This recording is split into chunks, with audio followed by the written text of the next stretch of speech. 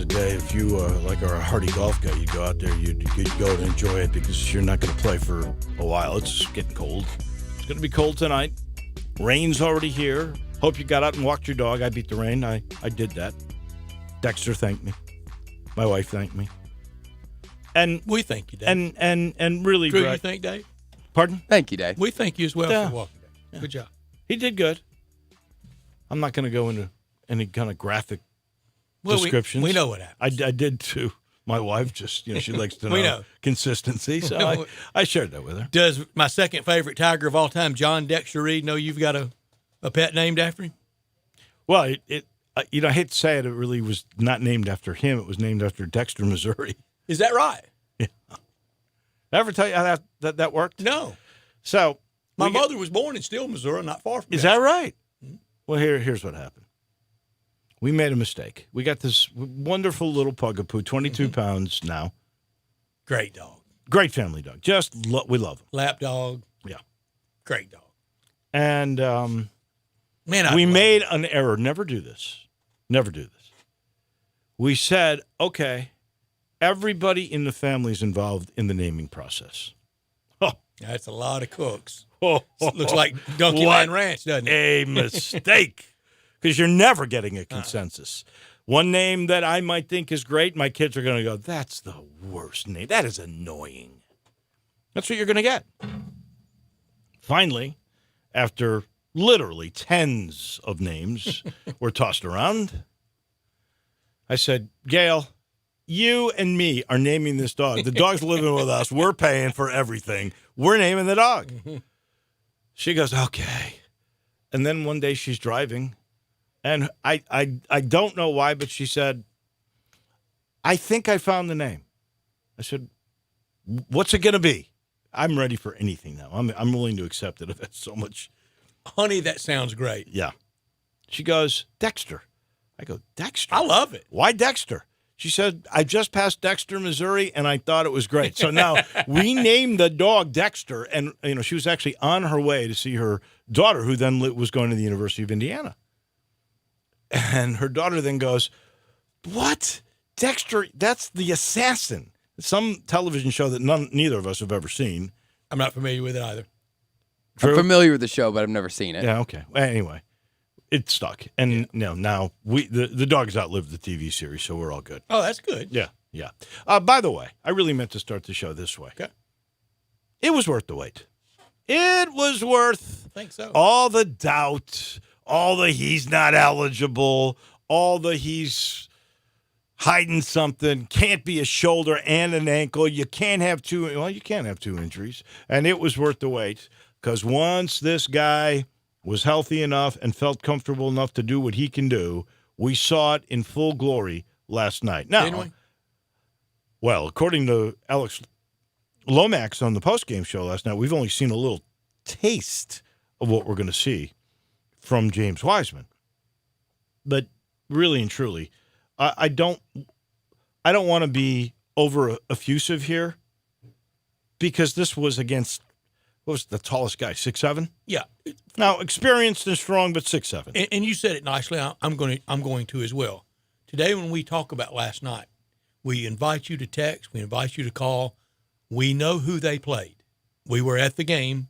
I saw the uniforms. I know it was South Carolina State, but the buzz in that building, and not just the colossal fall, that big fall, the big tumble. That was a gasp. Ooh, it was, wasn't it? And what went through your mind when he went down?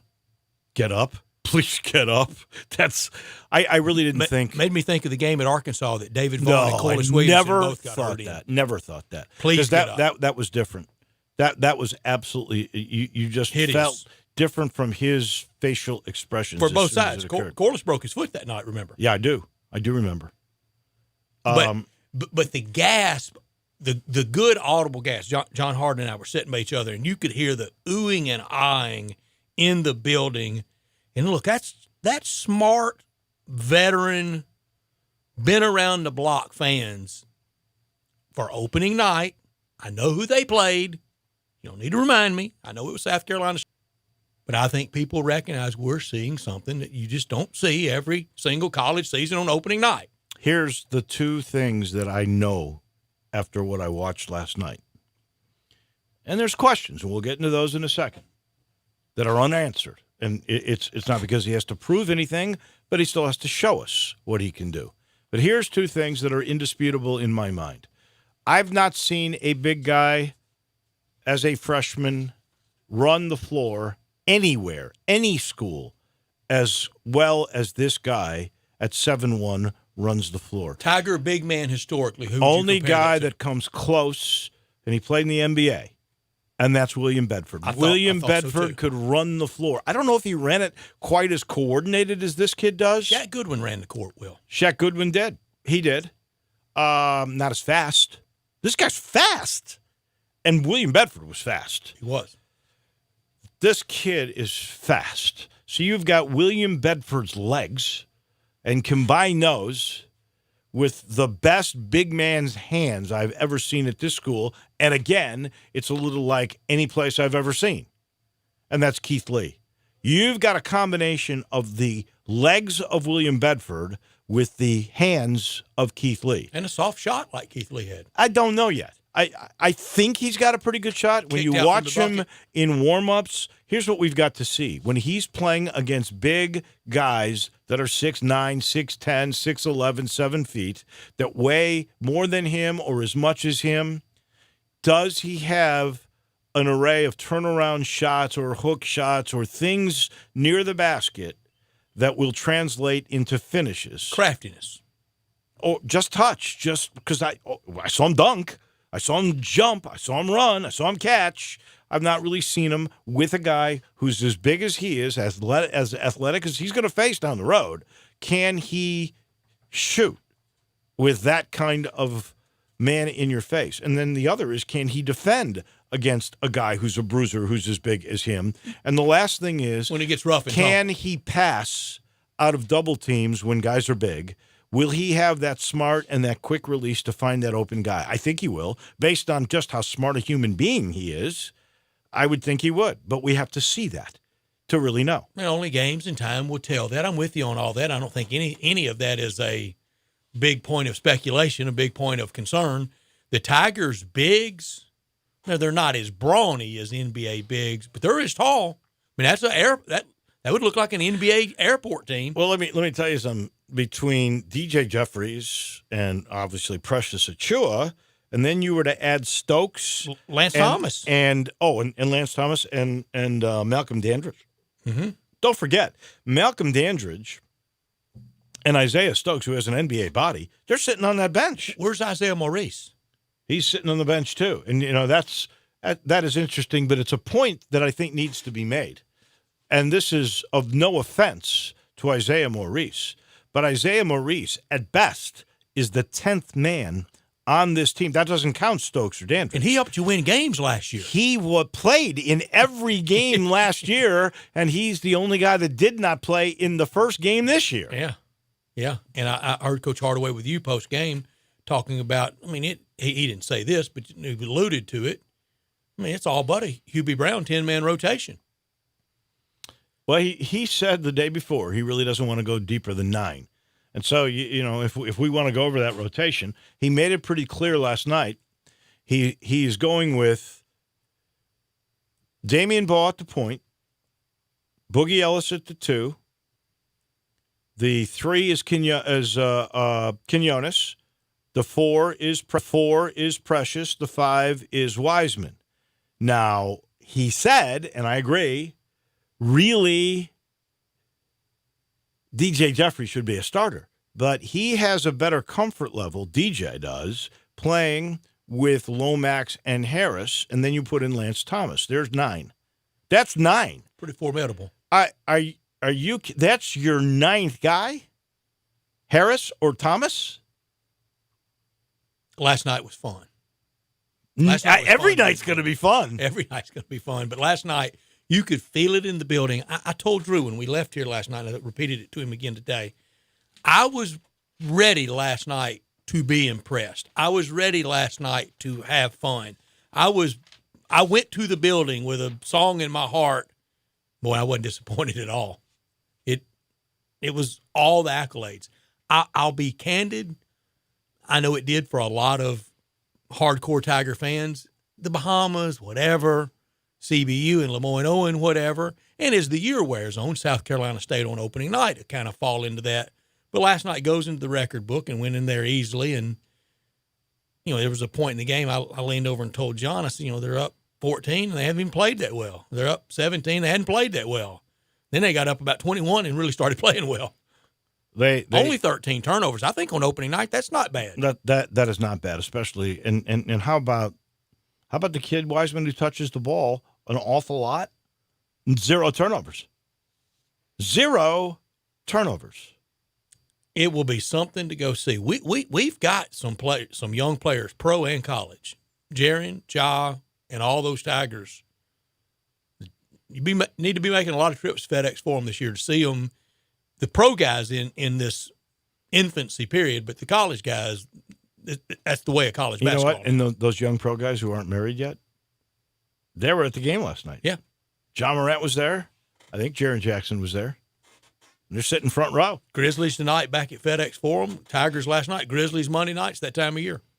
It is that time of year. Let's open up the First Bank phone line for a second. We've got coming your way today. I'll tell you really quickly. 3:30 TJ Reeves, the Grizz discussion. We will talk a little bit about that at 3:50. Jason Munz from the Commercial Appeal on last night's game. Rick Coro, our professor of business from the NBC family of stations in Harvard. He's at 4:30. At 5 o'clock, Mike DeCourcy from the Sporting News on college basketball, and we think we're going to have him on a regular basis. Then at 5:30, we'll go Tigers game by game, what they will finish this year. At 5:50, it will be crunch time. As promised, Vincent, you can lead us off on the First Bank phone lines at 360-8255. Good afternoon. Hey, how you guys doing? Great.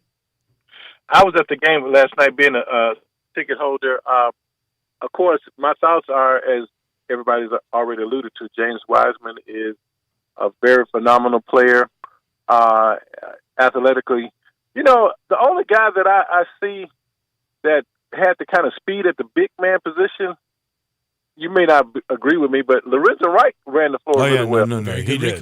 He really did run the floor. He ran the floor very well. He didn't have the offensive game that I think Wiseman will have, and he wasn't quite as big, but he ran the floor, and he was a tough defender. Agreed. And rebounder.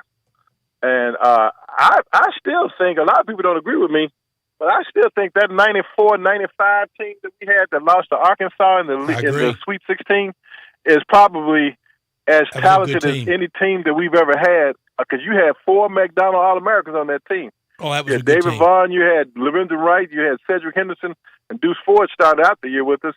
Then you had another NBA player, Cedric Garner, who actually played in NBA. A lot of people don't remember. And a really good college player in Mingo Johnson. Oh, yeah. I mean, that was a talented really team. Good. We should have gone to the Final Four, but, of course, the referee that was robbery. Pretty Chris tough call.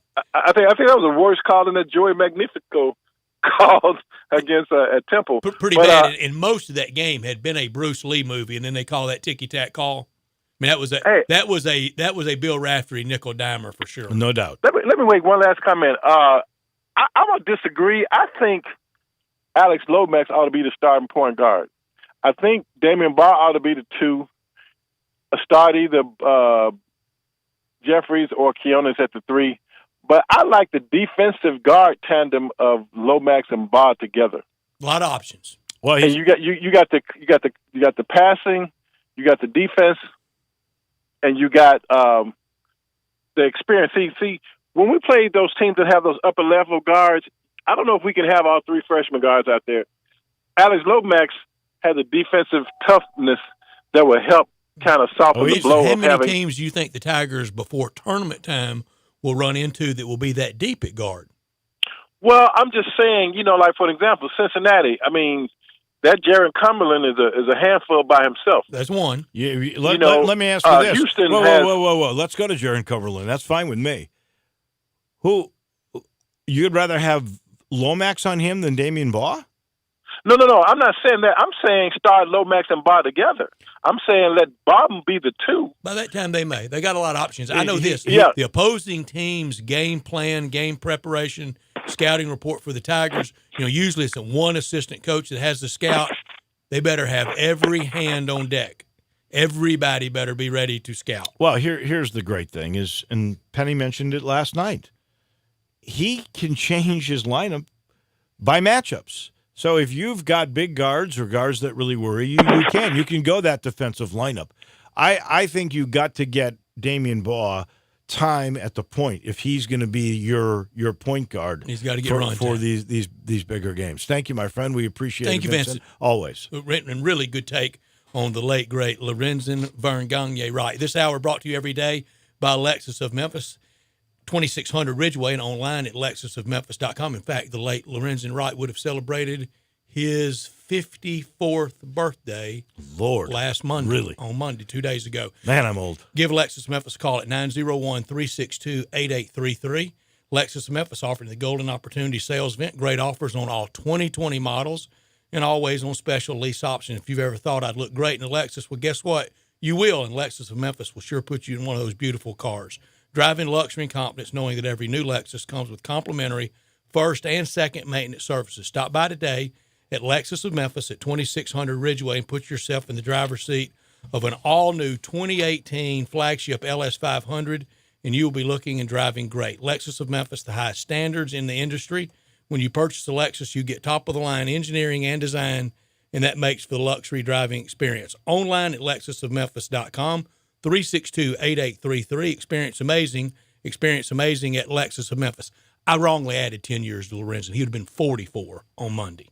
He would have been 44. I Born in kind of 75. wondered Born in 75. about that. Yeah, I didn't think it was quite. See what happens when I try to do math in my head? Top story of the day.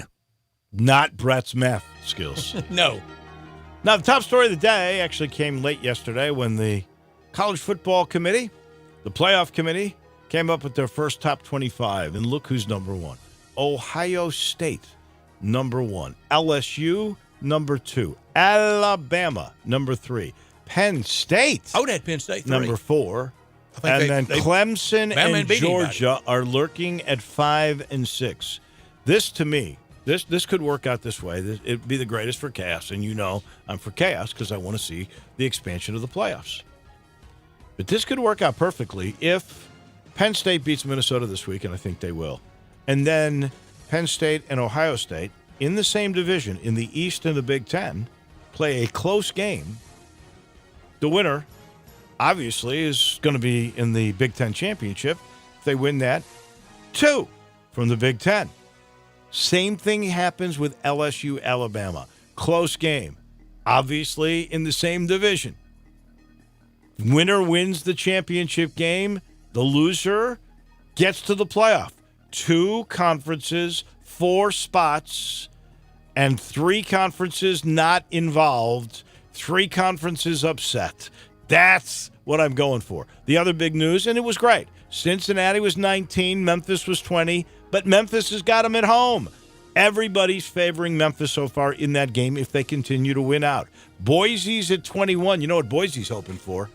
Memphis and Cincinnati split. Nuke each other. Because they could. They could play, and probably, if everything goes right, that's exactly what will happen. They will play back-to-back weeks against each other, one to end the regular season, one in the championship game on the 7th. Wow. And Boise's hoping for a split. This stuff is dramatic, and it's going to be a lot of fun. My top story, everything appears to be just fine with James Wiseman. He scored the first bucket of the year en route to a 28-point, really easy, carefree performance on opening night. He didn't play in the Bahamas. He didn't play versus CBU or Lemoyne-Owen. Who cares?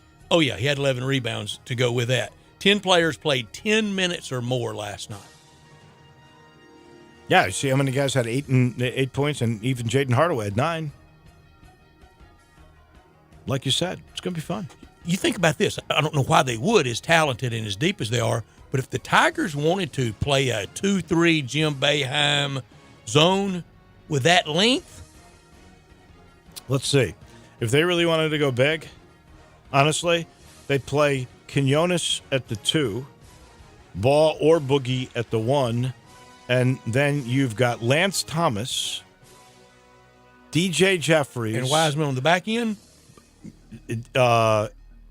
And Precious with Wiseman on the back end. Either way, If you got Wiseman would be in there. into an NCAA tournament game that one guy's smoking you, the boxing one, you go that box and your best defender on the guy that's Yeah. red hot. You could actually go this way. How about this? If you play Quinones, just as the point guard, and then you played DJ Jeffries as the 2, then you could have Lance Thomas, Precious Achua, and James Wiseman. That could be your zone defense. Off there and off the record, get Coach Hardaway's reaction to the idea of playing any zone with this team. Are you kidding me? Why do you have to? Yeah. You don't, but it would be fun Yeah. actually to figure that one out. Not top story of the day. Oh, this one's interesting. A Las Vegas casino is suing San Jose Sharks forward Evander Kane for failure Who's that? to pay back. You know who he is? Of course I do. Yeah, Okay. The foremost hockey expert of the South. Did you really know? yeah, of course I did. You knew Vander Kane. You know why I know? Because his brother is the star of the Chicago Blackhawks, Oh, is that right? Patrick Kane. You're a hockey guy. I am the hockey guy. There are pretenders Dave. in here. Does anyone call you the foremost hockey expert of the South? Because Brett Norsworthy calls me that. That's right. Drew is. Well, look at who's doing the referring. Come on, Dave. He knows Brett's a nothing smart about man. ice. Stanley Can I ask you? Cup Have you bracket, ever Dave. even ice skated? Dave. Yes. Dave. Now, am I good at it? No. Your bracket. Remember that. Oh, my. It was sad. Did you see those picks? See the golf picks? How it ended up at the end? Dave, we know how that You works. see Tell how us about you Evander see Kane. what's What did he happening? do? What did he get into? He's been sued for failure to pay back $500,000 in gambling markers that were given to him last April. Oh, they'll get their cash. Well, listen to this. This is what makes it so dumb.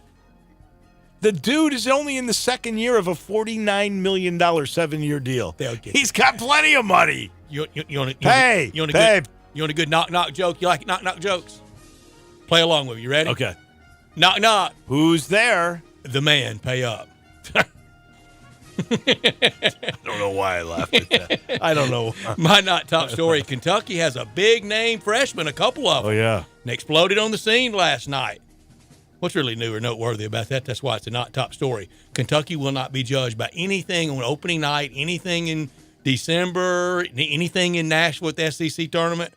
One thing John Calipari, Kentucky gets judged by, advancement in the NCAA tournament, because nobody has ever won less championships with more players than John Calipari. Just do remember this, though, and I think it's worth noting. It was a year ago Blasted. that team lost by 30 whatever. We're never in the game against Zion and Duke. We got better every time out. The rest of the way. And this time Michigan State was the preseason number 1 for the first time in their history, and they couldn't beat Kentucky and John. That kid, what is it, Maxey? Is that his name? Yeah. Holy cow, he's good. I mean, he is to the guard this year of what the big man's going to be with James Wiseman. Real quick, a little breaking media news. Steve Levy and Greg McElroy are going to be the lead announcers for the ESPN broadcast of XFL games. See who the backup is? The Sunday games? Do you think that's a career break? Do you think that's good? Would you? I mean, you were out. Yeah. I think he was the number 2 guy for the Monday night gig that he lost. He lost to Joe Tess. to Joe Tess, and this was their way of saying, we still really like you a lot, and we think you're really good, so we're giving you this. Did you see who the backup is for the second group? I the did Sunday not. group? You know him. He's been on our show. Tom Hart. Oh, good. I like Tom Hart a How lot. about, and who were you saying they are grooming to be the next big thing? The goofy guy. Pat McAfee. Yeah. So here's the second group. It's I didn't go on there Steve with that, though. It was Levy off there. and Greg McElroy that are the top team. Get ready, America. Pat McAfee's going to be the replacement in the role of Lee Corso someday on game day. Maybe. Tom Hart's the play-by-play guy, and there's 2. It's a 3 in the booth. Stupid and silly works. Joey Galloway and Pat McAfee will be Tom Hart's analysts. Tom Hart's really good. We got to get Tom. I love Tom. He's a really good, down-to-earth guy. Really good person. He is. And those are your top and your not top stories of the day. We're sitting here in the Family Leisure Studios. I urge you to get to I-40 and Widmer. Call, actually, for this. Closing your pool down. You know the temperatures are going down. It's time to close it up. They've got a special going on. If you mention this ad, you get $20 off. The reason you got to call now is they'll put you on the schedule. They get very busy. I want you to take advantage. And then there's the man cave sale. That's going on. The massage chairs, everybody's raving about these things. They are only starting at $6.99. And this is top of the line, state of the art. Then there is the 3-piece theater seating. Those sets start at $9.99. Pool tables beginning at $14.99. Shuffleboard tables starting at $19.99. Complete your man cave today by getting to I-40 and Widden Road and seeing all the fun at Family Leisure. We take the break. We are back in a minute to Tampa. We go. TJ Reeves is next on Sports Time with Wolo and Stats. Sports 56 now has 2 FM homes. You can now find real sports talk on 96.1 as well as 87.7 on your FM dial. Hi, this is John Conway with Conway Services. With a family coming home for the holidays, are you going to be running out of hot water? Not with a tankless water heater from Conway Services. It may be time for a tankless water heater that never runs out of hot water. Conway Services is making now the perfect time to replace that old energy-guzzling tanked water heater with 24 months to pay, interest-free. Or I'll give you $250 for that old tanked water heater. These energy-saving models only heat the water you use, saving you money on your gas bill every month. Plus, no more worrying about that tank bursting in your attic either. And you know with Conway Services, you'll be receiving our award-winning service every time. So call Conway Services, the Mid-South's premier tankless water heater professionals at 384-3511.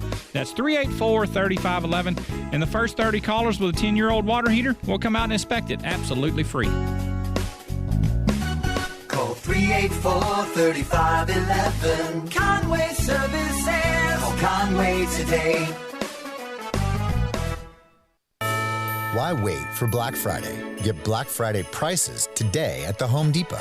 Up to 40% off appliance special buys, plus up to $600 in extra savings instantly on select appliances. No rebate, no hassle. Like a Whirlpool white top mount refrigerator for just $548. Over $180 off. Talk about holiday cheer. Black Friday savings early now at the Home Depot. More saving, more doing. U.S. only while supplies last. See store for details. Valid through December 5th. At First Bank Mortgage, their core purpose is to help you get to a better place. That better place may be a lower monthly payment, that vacation you thought was impossible, or getting into a home with a fenced backyard where your kids can play. To get into your better place, First Bank Mortgage makes decisions right here at home. Dedicated to helping you get to your better place, First Bank Mortgage.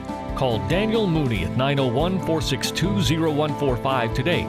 NMLS 741022. Equal housing lender. Farmers Insurance knows that there's a not-so-subtle difference between the sound of a car hitting your rear bumper and the sound of a clown car hitting your rear bumper. Whoa, whoa, whoa, whoa, whoa! Sorry about that. We call that a 3-ring fender bender, and we covered it. Talk to a farmer's agent. They know a thing or two because they've seen a thing or two. Call Chad Gatlin at 901-235-1176 or get a fast quote at memphisfarmers.com. We are farmers. Bum, bum, bum, bum, bum, bum. Underwritten by Farmers Truck Fire Insurance Exchanges and Affiliates. Products not available in every state. Hey, Tiger fans, this is John Stacy of the Blue and Gray Show. You can hear Drew Barrett and I talk Tigers with Tigers every Sunday at 5 right here on Sports 56, 96.1, and 87.7. Drew, who do we got in the studio with us this week? This week, joining John and I in studio will be former Memphis Tiger Kerry Cobb, along with some surprise special guests as we're coming off the bye week and we get you ready for the AAC West matchup against Houston. Thanks, Drew. We'll be here Sunday on Sports 56, 96.1, and 87.7. The Blue and Gray Show, where we talk Tigers with Tigers. Now, back to Sports Time with Wolo and Stats. This hour of Sports Time is brought to you by Lexus of Memphis. Here once again are Dave Woloshin and Brett Norsworthy. We like to party.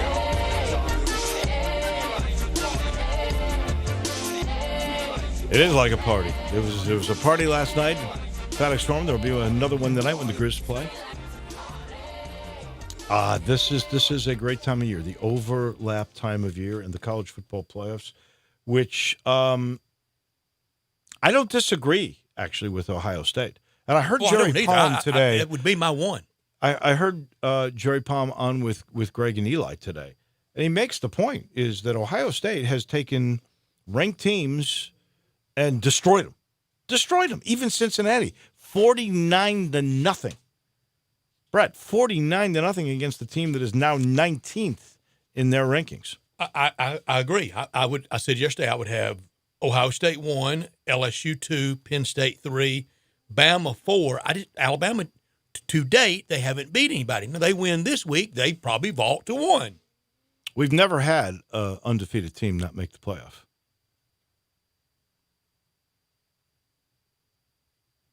Can that happen? Well, Central Florida did. Oh, that's true. You're right. Central Florida did. A Power 5 team, though. It could happen. And I'm with you on chaos. I'm with you on expansion. I just don't think they're going to expand until we get at or near the life of this contract, both stadium, TV, everything. See, how that can that really happen this time? You would have Ohio State or Penn State. You'd have LSU or Alabama. Now, both those other teams are going to have a loss. No. I don't think you could. No, I don't think we can either. You leave undefeated Clemson out? No, but if they're undefeated, they would get in because all those other teams I think so. would have losses. Mm-hmm. Clemson would have to lose. There's even a very chaotic scenario out there. We'll go into it at another time. The Big Ten could nuke each other. They could. I see the scenario more where they get 2 in, just the same way Alabama and LSU could get 2 in. I think they nuke each other before they get 2 in. Total chaos there. So the way chaos in the Big 12. The way that would have to work, though, is Baylor could go undefeated and not get in. The only way that would work is this way. Penn State and Ohio State, the winner, loses in the championship game to a team like Wisconsin or Minnesota. That's the only way they could nuke each other out of the whole thing. Our friend down in Tampa, TJ Reeves, joins us now. Did you fault anything with the College Football Playoff Committee yesterday? How are you boys? Good. I have to say, I know you've been talking nonstop about the Tigers and all the fun last Saturday night. I enjoyed it thoroughly from Seattle on Saturday night, and then unfortunately my Bucks get beat in overtime by Russell Wilson the next day, so that was a bit of a downer. But all in all, I had a good weekend, and I'm ready to roll with you. And rule number 1 of the college football playoff initial rankings, all of it is going to change over the next 6 weeks. This is the initial screaming, hollering, arguing, and that's what they want. This is by design to put it out there and get everybody hyped up and everybody watching these games more intently for what it's worth, give you a peek into what they're thinking. And there have been numerous examples already in the small sample size where they completely change their thinking in the middle of this thing, where they have a team that is ranked 2nd or 3rd, and they drop them out of the playoff without losing later on in the rankings. So let's just see over the course of the next 3 or 4 weeks how this thing shapes, as you guys were just alluding to, with the head-to-head matchups in the Big Ten and obviously Saturday with LSU at Alabama.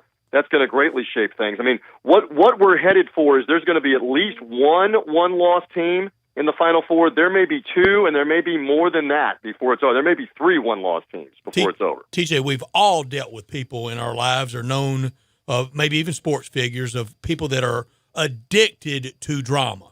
There are people after the initial CFP release that are addicted to outrage. There's just no need to be.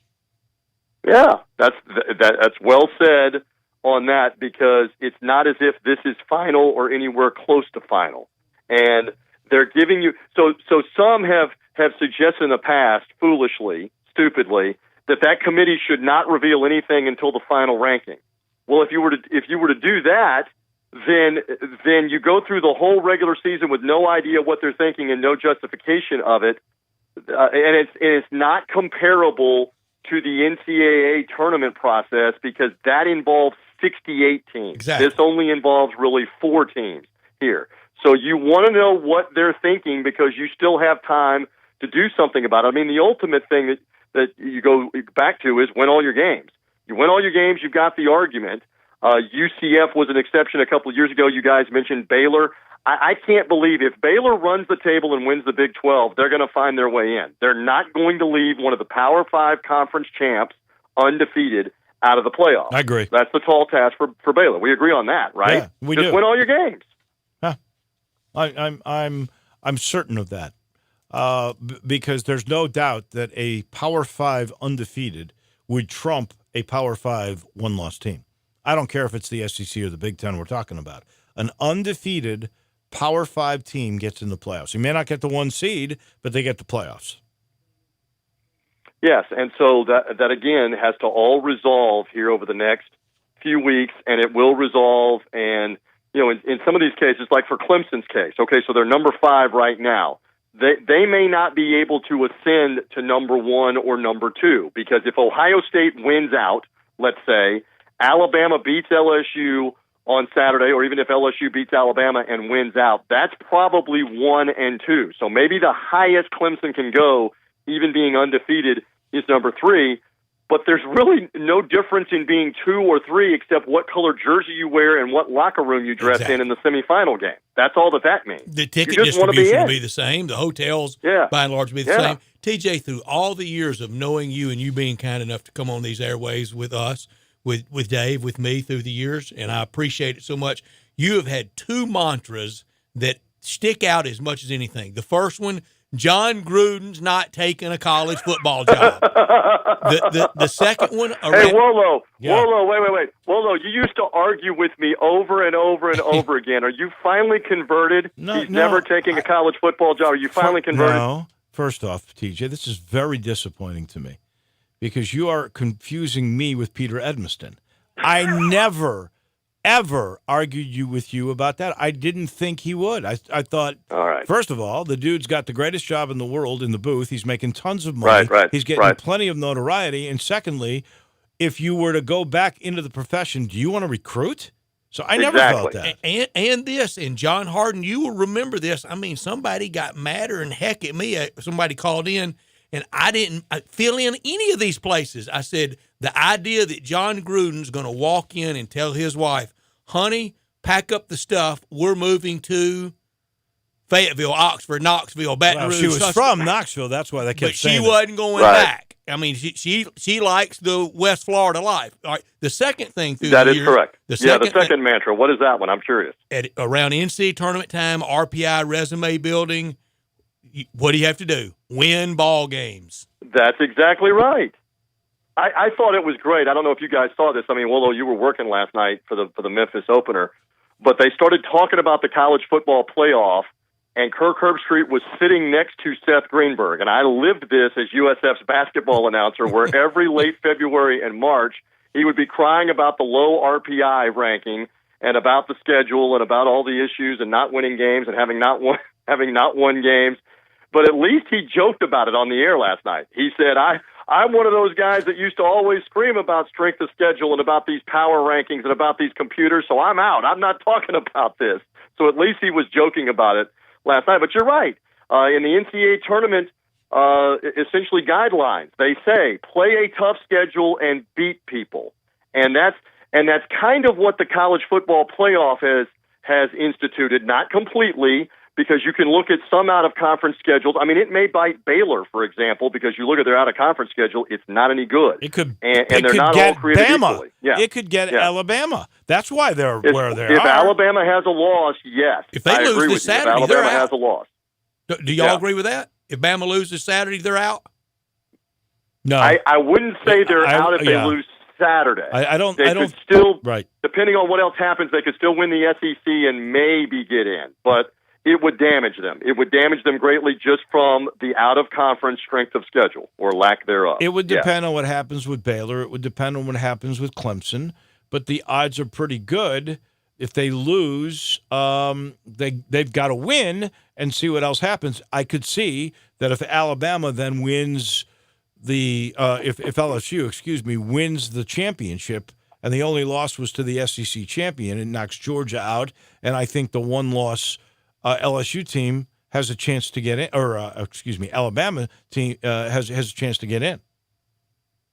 Ohio State, by the way, out of conference schedule. Florida Atlantic at home. Cincinnati at home. 49-0, a team that's now ranked in the top 25. Well, yeah, but Miami of Ohio at home. So that's their 3 at home. If they have a loss, does that out-of-conference schedule keep them out of the playoff? That would be a question. And then for Penn State, I'm just looking while we're talking, that's Idaho at home, Buffalo at home, and Pitt at home. Again, same thing. If they have a loss, no different than Alabama, that may damage them, the out-of-conference schedule. We'll keep an eye on it. Yeah, but Ohio State's wins, they have 2 wins against top 25 teams, like Cincinnati. I can't remember the other one, but they beat them like 89-7. I mean, they have dominated people, and that's why they're number 1. TJ, your Buccaneers, who did y'all make mad at the league office with this schedule? We've talked about it over and over again. The World Tour is over, my friend. We have been 20,400 air miles in 5 games over 6 weeks, including a bye week, to finally get back and play a game. I think I remember how to get to Raymond James Stadium. I got to double check for the Bucs game Sunday with the Cardinals, but we are back home. But you're right. We've long talked about this when the schedule came out in the off season. While it has been going on, the World Tour is over. To L.A. and back, to New Orleans and back, to London and back, take a bye week to Nashville and back, where I saw the Brett Stats Norsworthy in the booth, and then the World Tour concluded last week with to Seattle and back. And a quick story, you guys will love this. I'm in the free plug. I'm in the Buffalo Wild Wings in downtown Seattle, where I'm trying to find the Tigers SMU game. They had that on one TV. They had the UFC fights on a bunch of TVs. They had the Oregon USC game on the other TVs. And so I'm sitting in there trying to see the Tigers game. We were finishing up eating at our time. And the Utah fans, because Utah had beaten the University of Washington that afternoon in downtown Seattle. There were a bunch of Utah fans that were obviously staying in downtown Seattle that came to get something to eat. And I mean dozens of them, like 50, 60 of them showed up. Every time that Oregon did anything coming back in that second quarter, they're going berserk out in Pac-12 country. The anti-USC was big time there in Seattle. It wasn't even Husky fans. It was Utah fans cheering for Oregon around me. So that was a bit unusual for me last Saturday night, and I had to get back to where I could see the Tigers beat SMU. That's the standard that SC has set, and now it looks like Clay Helton is in trouble. The last 2 games for you and the Buccaneers, you saw A.J. Brown at the end of one week, and you saw D.K. Metcalf at the end of the other one. Which one of those 2 rookie Ole Miss wide receivers do you think is kind of the better of the 2? Oh, nightmares. D.K. Metcalf is something else. Isn't he? I mean, he was standing in front of me on that long touchdown catch that was right in front of me, the 50-yarder there in the fourth quarter late. And he's not as big as Calvin Johnson, but he's big, and he's fast. And Russell Wilson is a magician on putting touch on the ball and getting it to people. So they're a problem. That's going to be a wild Monday night game, by the way, when we get to the very end of the weekend with Seattle at San Francisco after watching Seattle and San Francisco's undefeated and at home. That's a great Monday night game. So should be a lot of fun. But I was very impressed with Metcalf. I mean, Russell Wilson, again, is just amazing to watch at field level with touch on the ball, composure. He took some sacks. He took some hits. I mean, he's standing in the pocket looking down the gun barrel, as they like to say in the NFL and the defenses, with somebody coming right at him, and he just zings the ball perfectly, perfect touch, 30 yards on a line to somebody, like it's the warm-up session prior to the game, and they're going against air and not even being tackled. So he's amazing. It was fun. It was fun to watch, and Seattle is obviously dangerous with that guy. There's no doubt. Well, Russell Wilson being discussed a lot this last couple of weeks as the league MVP, or at the halfway point. He's the leader. I'm not going to argue with you. He's the leader in the clubhouse. But wait. Here's what I'm going to say to you. Monday night could be where it switches. No one's talking about Wolo's Jimmy G. Oh, Jimmy Garoppolo. He wins that. Isn't he in the conversation? Why is I'm lost on why he's your Jimmy G? Why is he your? Because I had the insight to tell everybody how good this guy was when he was let go by. How did you not New funnel England. that to your Bears, who can't get out of their own way? If you had this insight, They didn't. you had He this gave up on clairvoyance. They this didn't. crystal They don't ball. listen to me. I told them, I said Deshaun Watson or Patrick Mahomes, and they go trade up to go get this guy. Trubisky, my goodness. Let's not even. Please, don't, I'm happy today. I don't want to be dragged down in the mud with all this. I do have a couple of questions, though, to ask you pertaining to your neck of the woods. Let's start with the kid who's the forward, the rebounding kid that's now a sophomore, Yetna. I can't remember his first name. He's out for the year? Alexis Yetna, yes. That is out the for worst USF. news. He's their best player. Correct and correct. Horrible news. He's arguably one of the top 10 players in the conference, maybe top 6 or 7 players in the conference coming back, besides the Memphis bunch, which I haven't seen yet. And so, Brian Gregory's got some talent on that team. I don't believe they were going to be a fringe NCAA conversation team anyway with Yetna, but the fact that he's not there, that hurts. That definitely does hurt for them, no doubt. All right, the last thing. In your neck of the woods, what are you hearing about Florida State and who they really are starting to earmark? And I really thought Minnesota jumped the gun on Fleck. I mean, he's good. He's done a great job. They haven't been in this position for years and years and years, but look who they've beaten. I mean, that is the biggest paper mache perfect record by anybody who's undefeated at this point. Well, right. They got to step up. They got to step up and play Penn State now. Yeah. And really, the only thing that matters. He got this deal because he's using Florida State, and they gave him about $1 million. He's at $3 million. He went to 4.6 in this deal. Good agency. He got an increase. His assistants got an increase. But the only thing that really matters here is what is the buyout, and the buyout apparently did not increase. And there's a bunch of conversation about Mark Stoops at Kentucky. With his buyout at about a $2 million or something like that, and FSU has got to pony up some serious money. I mean, I don't know if you guys have discussed this part. They're not only paying Willie Taggart's salary, but they're still paying Oregon for the buyout when they got Taggart in the first place a year and a half ago. So they're on the hook for that as well as trying to hire a new coach. I still maintain it is an iconic job still. There are a lot of guys that are going to want that job. They have recruits. They have talent.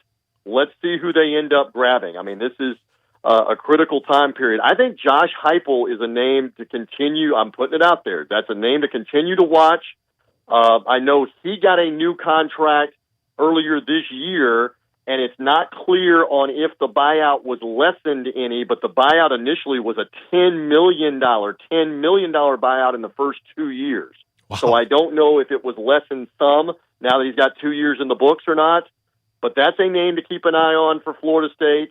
Lane Kiffin's name's being kicked around. I think there's too much baggage there, but then again, Florida State may want the sexy hire. I don't know, and he has a relationship with Kendall Briles, who's already there, so I don't know.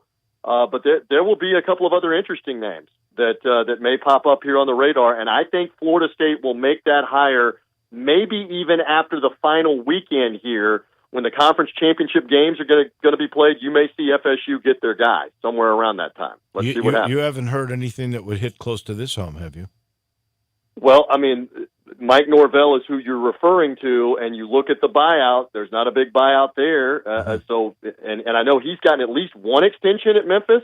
Is that right? At least one, if not a couple of them. So how many more times do you give him more of what he wants with the facilities and things like that? So I think you give them as often as you can. Whatever he wants. Yeah, I think that's right. But Mark Stoops is the guy, and a lot of boosters that I talk to. I have friends of mine that some of them are connected, some of them give money that are in and around here. Mark Stoops was there for 4 years with Jimbo Fisher as the defensive coordinator, and he's definitely done a good job at Kentucky. He's done a great job. He's done a great job at Kentucky. About as far as you can take it. And so now, do you want to jump in at Florida State where it's an easier conference and you got a chance to make Florida State great again? We'll find out. Thank you, my friend. As always, we appreciate it. Boys, always good to be with you. Great talking with you today. Thank you. Well. See you later. Bye-bye. That is our man in Tampa. That is T.J. Reeves. Any chance when the carousel starts spinning, Charlie Strong out, Willie Taggart back in there? Oh, that would be interesting, wouldn't it? That would be really interesting. This season's got to play out. Charlie Strong's 4-4 now. I know there have been Big some game this disasters, but Charlie Strong is still, he's got a good shot at being bowl eligible. This portion of the show brought to you by Supercuts. You know all about Supercuts by now. This is the place to go to feel good because you look good every time you walk out of there, and that makes you feel good. And there's 15 different places you can go to feel good. Yeah, go to supercuts.com. You'll find the location nearest you. Then walk through the door and ask the hairstylist about any fashion you want, whether you're in your 60s like me or you're in your 20s like Drew. They know the fashions. That's what they're trained for, and they take it very seriously. And, of course, every haircut ends with the hot towel finish. That leaves you feeling invigorated while relaxed all at the same time. Trust me, it does. It works. Just go to Supercuts. Again, supercuts.com to find the nearest location to you. Then you'll feel good because you always look good every time you walk out of Supercuts. Back in just a minute. This is Sports Time with Wolo and Stats. Take Sports 56 with you on your phone or tablet. Download our official Sports 56 app today. Do not hire Franklin & Sons Electrical. The guy told me he'd shrink my monthly bill, and I'm like, dude, it's too small to read as it is. No matter how hard you work for your small business, online reviewers will find something to complain about. Then he's like, where's the circuit breaker? I'm like, bro, I didn't break anything. And while Progressive can't save you from these trolls, we can help you save money on commercial, auto, and business insurance. He told me I had a blown fuse. It's called a short fuse, and yes, I do have one, so watch yourself. Get a quote online today at progressivecommercial.com. Progressive Casualty Insurance Company, affiliated and third-party insurers. Pop the top on your next party. 34 North Cocktails. Available in Memphis now. Great for football grove parties, around the hunting campfire, and when you get home, entertain friends. Pop a premium can of Barrel Thief. Tastes just like an old-fashioned Barrel Thief made with aged bourbon, bitters, a hint of orange, a touch of vanilla, 15% ABV. Then, for you vodka lovers, try Sneaky Pucker, a refreshing lemonade premium vodka cocktail, 12.5% ABV. Made with super premium vodka, lavender, simple syrup, and lemonade. Delicious and smooth. Let the party begin with 34 North Cocktails.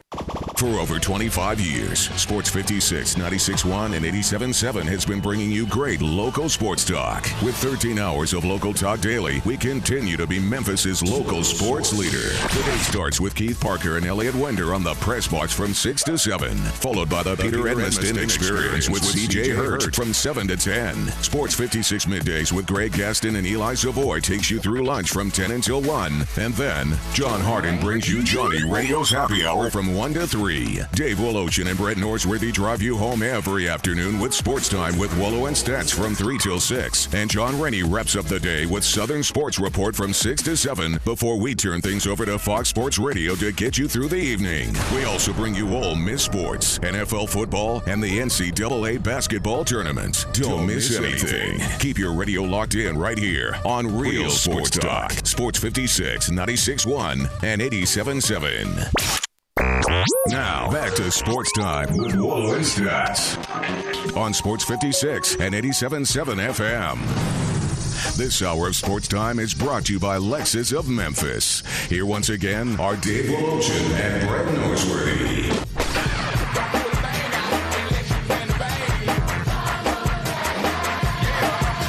Come back in. Hey, here's what I was talking about with Minnesota. This is amazing to me. With the Gophers? And this is why, well, I could have been talking about the Timberwolves too, huh? Yeah. No, the Gophers. They've beaten South Dakota State. They've threaded the needle. They've beaten South Dakota State. I think SIU beat South Dakota State last week or 2 weeks ago. They've beaten Fresno State. They've beaten Georgia Southern. Both of those by 3. They've beaten Purdue by a touchdown. And Purdue was at the time they played, their third-string quarterback was playing in that game. They beat Illinois. My Illini. Your Illini, which... The upset of the year in college football. It is. It is, and it's upsetting to me because now they may make a bowl and they'll be stuck with Lovey and some pretty much mediocrity for the next few years. And I get Nebraska. Oh, the preseason love for Nebraska was so unwarranted.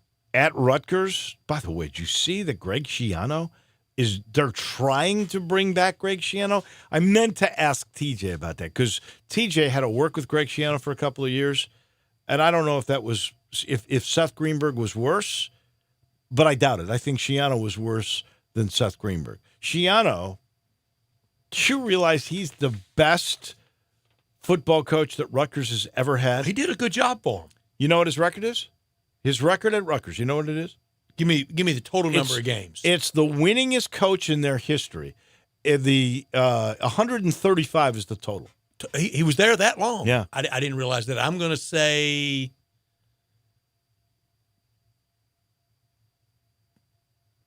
58 and 55. Does that equal 113? No. I think it does. 58 and 55. I said 135. Oh, 135. 62 wins. 68. 68 and 67. Yeah, and you got to remember what he found them at. He did. He that's the only place he's been successful in my mind. And you know, he's a good assistant coach, don't get me wrong. Why all the math today? I'm sorry. You just trying to embarrass him today? I didn't mean to. Why all the math today? I didn't mean to. One game over 500. And I do agree with this. He did not. So they met him. They want him. He wouldn't take the job and said. Yeah, they want him because who wants them? I think Joe Moore had to take that job. You do? I do. Gut or speculation from somebody you know? Just logic. Okay. Because I don't think he's loved in Starkville. Because you know some state partisans. I do. Sat next to one the other night. I don't think he would be sad if Joe took the job. I think that if Joe goes, I don't think they're sad. No. I think they're happy. That's why I say this. That's why I think. But they want Schiano. But he wants. Here's what he wants. If State got Bill Clark at UAB or Billy Napier from Lou Lafayette, they're getting a better coach. He wants a new indoor practice facility. He wants an upgrade on all their facilities and a big increase in coaches' salaries, assistants. What leverage does he have? That they want him. That's leverage. Okay. If they want you, it's the only time you can play your cards that way. Why all the math? No more math for you today. Thank you. Wait a second. I'll give you a little math later when we do the Tigers record. You can handle that, though. I think it's go up to 31. pretty easy, simple, single digits on one side of the aisle. That's for sure. We take the break. When we come back, we'll talk about the Tigers. Our friend from the Commercial Appeal, their beat writer on the Tigers is Jason Munson. He is next on Sports Time with Wolo and Stats.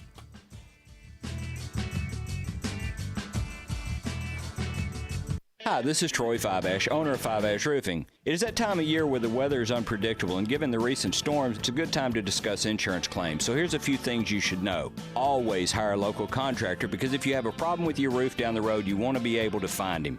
Never allow anyone to pressure you into signing a contingency contract. They're used as sales tools, making you feel committed, and the truth is, those contracts are not worth the paper they're written on. Be careful of door-knocking salesmen. Some are reputable, but many are not. They canvass the neighborhood and tell everyone to file a claim, working their percentages and not caring if you file a claim, even when they know the likelihood of it being approved is low. Some will even damage your roof, hoping to convince the adjuster it's storm damage. That's fraud, and contractors have gone to jail for that. So do your research and know who you're hiring. Fiveash Roofing, the official roof of the University of Memphis Athletic Department. Fair, honest, and ethical. 367-0050 or memphisroofer.com. Fiveash Roofing, it's what we do. We're here for you. Hi friends, Bill Russell at Russell Brothers Jewelers, and this will be my 52nd Christmas offering the finest gifts of jewelry you can find anywhere in Memphis. Whether she's given you hints about what would make her happy, or whether you're going to surprise her this year, let me invite you to join the thousands of Memphis men who have been putting beautiful gifts from Russell Brothers Jewelers under the tree for decades. Come see our wonderful selection of the finest gemstones, diamonds, sapphires, rubies, emeralds, and all the rest. Put them in rings, pendants, bracelets, and earrings. Let your imagination and go and think inside that box, the Russell Brothers box. Like I said, we have a huge selection, but if you don't see what you're looking for, we specialize in custom design just for her. At Russell Brothers Jewelers, we take great pride in offering the very best to our customers, the very best in beauty, the very best in quality and value and service. Come see us at Russell Brothers Jewelers and let us help you be the very best Santa you can be. Russell Brothers Jewelers, 4646 Poplar at Perkins. Did you learn your ABCs when you were a kid? Well, as a grown-up, it's time to learn your CBDs, as in CBD edibles, oil tincture, pain cream, and beauty products. All found at your CBD store, with 3 locations: Poplar Avenue, North Germantown Parkway, and Goodman Road East. You'll find all natural, organic, and non-GMO products. Need to learn more? Your CBD store has a knowledgeable and friendly staff that can answer questions, help with choices, and put you at ease about your CBDs. Your CBD store, with 3 locations: Poplar Avenue, Cordova, and South Haven. Your CBD store, making it as easy for you as ABC CBD. Mid-South Power Distributors is your source for all things diesel. For more than 26 years, they've supplied all the diesel parts that you need. From simple repairs to complete overhauls, they have it all. Whether it's heavy, medium, light duty, agricultural, marine, or off-road, Mid-South Power is the leading source for all things diesel. Fuel injection, turbochargers, engine parts, alternators, starters, and brakes, they can supply all the parts and services you need. Stop in today at 3250 Mill Branch Road in Memphis or call 901-396-0710. DeSoto Auto Sales specializes in late model cars with low mileage. They have the highest standards in the car industry. All of their cars are test driven, checked out from head to toe, unlimited inventory, every make and model. And if it's not on the lot, they'll find it for you. Walk in the door of DeSoto Auto Sales, 5704 Goodman Road. Within 45 minutes, you can test your car, get credit approval, and finish paperwork within an hour. No shortcuts at DeSoto Auto Sales. Kind, courteous employees, a down-home environment. DeSoto Auto Sales cares about your time. Lowest prices in a 350-mile radius. We're living in a world today where time does matter. Visit them online. Check out their referrals. DeSotoAutosales.com. Very proud to serve DeSoto County and other surrounding areas. DeSoto Auto Sales, 5704 Goodman Road. Call 662-890-7184. 662-890-7184. Come on down to DeSoto Auto Sales. We are Sports 56 WHBQ Memphis, WIVG-FM Tunica Memphis, and WPG-FLP Memphis. Flynn Broadcasting Stations. Now, more of Sports Time with Wolo and Stats. This hour of Sports Time is brought to you by Homer Skelton Hyundai. Here once again are Dave Ocean and Brad Norsworthy. I had my world strapped against my back. I held my hands, never knew how to act. Welcome back in. Love this song. It's been definitely an upgrade on our. I went controversial one day with this music here. Jacob Dylan better than Bob Dylan. I know. Light up the text line. No, he is. No. He is. And he's a better singer. I enjoy it more. Do you realize how many incredible I know hits and lyrics and I know the and things of pop that nature? culture lore of Bob Dylan, but come on, it just never did it. Bob Dylan was the voice of a generation. For goodness sakes, Robert Zimmerman to me. And let's face it, his son was not. But his son is. I knew him as Bobby. Is a better. I'm serious. I've seen Dylan like 3 times. Bob Dylan. God, the last time was intolerable. We had to leave at the intermission because you couldn't understand him. You couldn't understand him. One, he didn't care. Two, Dave, in the day, he wouldn't you even couldn't talk to understand you. I yes, know. you could. In his no, you heyday, could you not. I mean, I could do my Bob Dylan imitation. We all could. Jacob Dylan's better. I know, controversial. You couldn't understand "Lay Lady Lay." After they ran it through every synthesizer at a studio, you could. Come on. But he's terrible in live. No, I'll give you that. And sometimes when especially later in life, the one time I saw him live, I was so out there, I probably couldn't be very coherent either. I couldn't understand anything. Do you know? This is a terrible thing to ask. But I really, is it going to require math? No math. Okay, thanks. Just your memory, and this is your strength. I'm going to your thank you to your wheelhouse. The 80s can get fuzzy, Dave. I'm sorry. No, this is current, which could be trouble. Do you know this country guy that's going to be the gala at the Liberty Bowl, at the AutoZone Liberty Bowl? In full candor, as I've tried always to be with you and over these airwaves, Yesterday when it was announced, I had to text Scotty McCreery, he or she. Oh, no. I had never heard of him. Well, but it sounds fun. I'm looking forward to it. Steve did tell me at the Touchdown Club who it was, and he goes, well, and we got to release it in the morning, so I can't, because he's been, when we were doing, with Peter and I, he was letting us, that was our little He'd bring in the bread. music. Yeah, we'd bring in the music. He goes, well, I got it. And then he told me, and I looked at him, and I went, oh. I mean, I didn't want to hurt his feelings, but I went, oh. Wasn't there a big-time country female star named McCreery? This is the one genre. And I'm not a country fan. I'm not know. either. And I know nothing about it. But yesterday I thought, I seriously, I texted somebody, Scotty McCreery, he or she. I think he's got some hits, though. Yeah, I mean, I'm looking forward to it. Yeah. And Drew you watch the Idol show, don't you? That's where he's No. from. I don't watch the Idol. I just thought know. you watched the singing and dancing shows. No. I'm not a big fan. You don't do of the them. voice? You watch. My wife does the voice. My wife could tell you Scotty McCreery. How's the Bluff City Law show? Phenomenal. Where do we stay? Is it? Great. It's coming back in the spring, too. Oh, they What reordered? are you? Yeah. What? Where did you hear that? Buddy of mine told me. I could have sworn it was true. Might have been true. No. Maybe it was a rumor. I don't know. I heard it. They've stopped shooting. No more. They're 10 episodes. The ratings have gone down. And in the one demographic, which is, what is it, 25 to 49? You bringing in more math, Dave. It's 25 to 49 because those are the people that are still working and bringing in bigger sums of income than retired people. And I'm right in that category, and I love it. That was flat, unfortunately. I'm glad you love it. I don't want it. I want it to be like Nashville was for Nashville. I'm all for it. I didn't watch Nashville. And I didn't watch this show. But I'm going to watch it because, a lot of people love it. Who's your go-to character in the Bluff City I think Law? it's done. You got anybody you really love? I like Sydney, the daughter, Jimmy Smith's daughter in the show. Sydney's the she? Yes. I almost went Scotty McCreery. But Sydney. Her real name's Caitlin McGee, isn't it? Yes. Yeah. And plus, I hear the acting I'm a little is good, biased but because I see her out and about every now and then. Oh, really? There's Yeah. not enough meat to the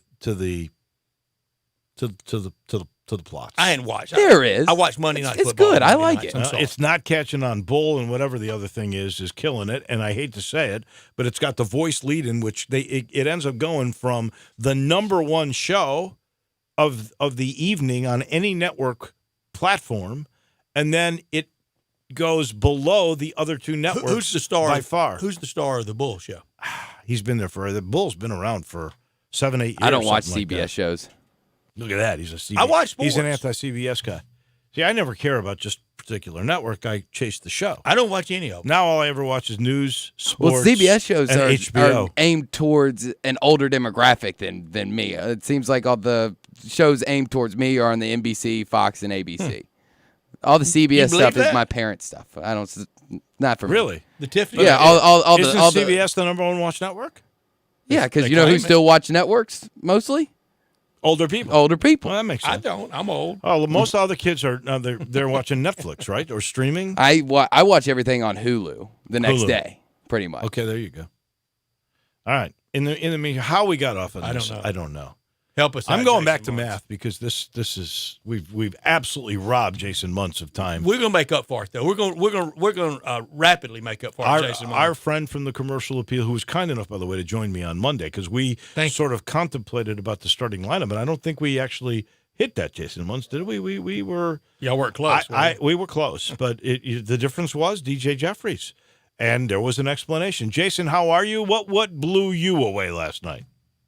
I'm good. I would say if I could, the next time you guys have me on, I do want to talk about a little Bluff City Law because I was getting ready to chime in there. But Jump in. Go ahead. Jump in now, Go ahead. Jason. Do you Don't love be the shy. show or not? We're all I friends. don't love the. I don't want to say I love the show, but I will say I do like it. But my favorite part of it is I know the character's name. His name is George. He was the guy that was like acquitted. He'd been in jail for like 20 years, and he's been acquitted. Spoiler alert: he's been acquitted. But I don't know the actor's name. But to me, he's far and away the highlight of the show. He's All the right. best part of the show for me. Well, then weigh in on Great this. actor. Weigh in on this. Jacob Dylan or Bob Dylan?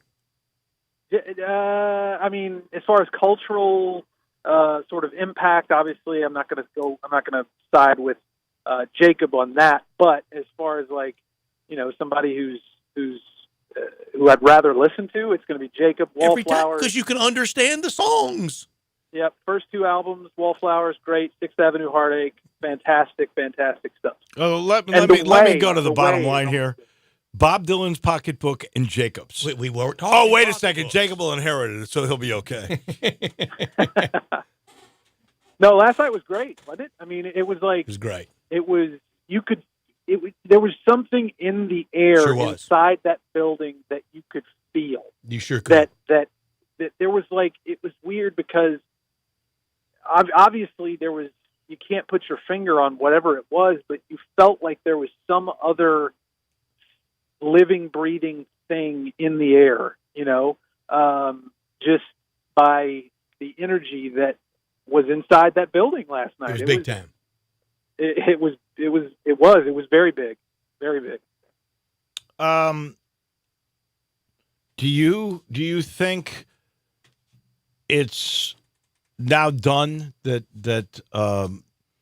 James Wiseman is going to be revered forever? How do you mean? I mean, is it set in stone now that he? Yeah, it's cast that this he is cemented his status. Mm-hmm. Well, it's the greatest. I do think it was the greatest debut for a Tiger freshman in terms of numbers.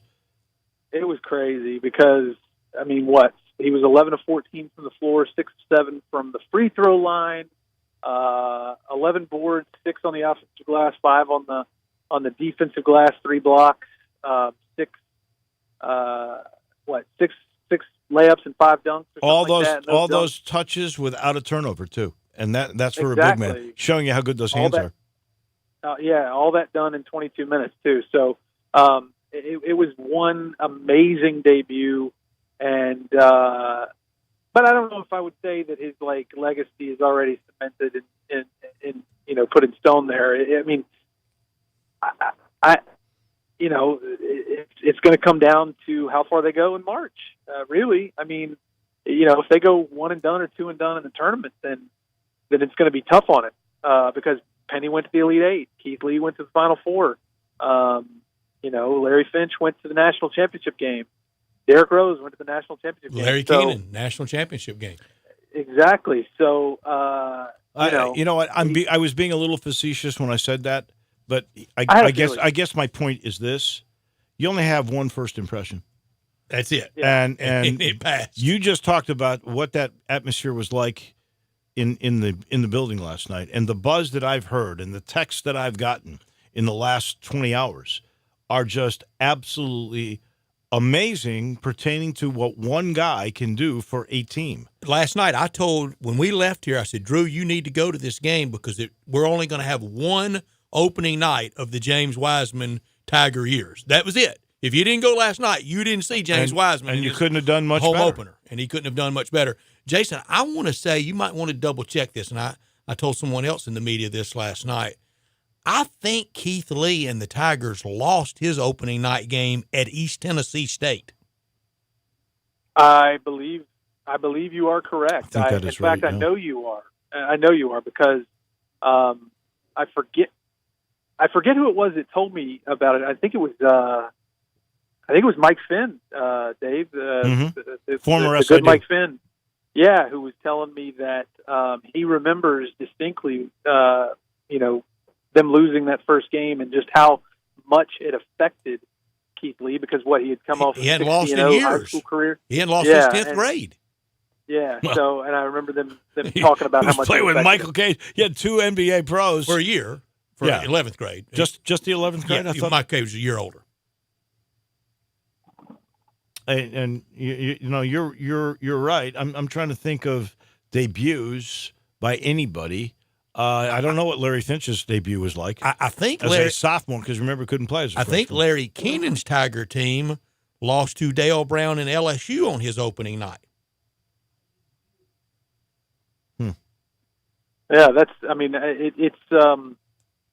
like you guys said, it couldn't have gone much better, and it was a great first impression. And I think what also heightened the whole thing was just the anticipation. It had been, there was the whole Bahamas trip, and the fact that I mean, really, this dance has been going on for more than a year. That's right. I mean, he committed last November. Hurry up and play. A year ago. Yeah, and so there's been so much buildup and so much anticipation and so many opportunities for him to actually finally, take the floor when he didn't. There's 4 exhibition games in the Bahamas, the 2 over the past couple of weeks here at FedEx Forum, and it's like, it's like it was whetting everybody's appetite, and boy did he deliver. You know what? Larry Finch lost to No. Freshmen weren't eligible that year. Right. His first game was his sophomore year, right, which would have been to start the 70-71 season. That's what I was thinking, because you're right. It wasn't until 72, my sophomore year, that they did finally allow freshmen to play. Yeah. So Finch's opener was as a sophomore in the fall of 70, but Drew, check Larry Keenan in the fall of 72 and see if they didn't lose to LSU on the opener. I know they got off to like a 2-3 start. It was lost to LSU in the second game of the year. Second game. So who was the first game? So he could have had a great debut. Missouri Western. All right, and then they lost to Texas shortly after that, didn't they? They're 2-3 to start the year. People also lost to Marquette before Texas. Oh, heartbreaker at Marquette. And he was trying. And Jason, I've told you this story.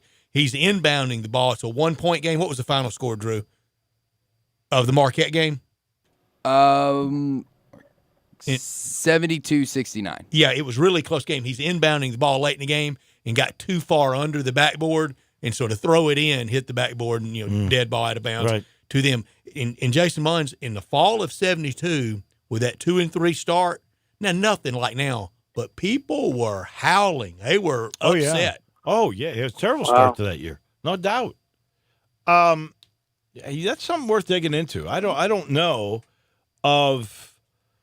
He had a double-double. He had 28 points, 11 rebounds, 2 blocks, was it, or 3 blocks? Pretty big first night. 3 blocks.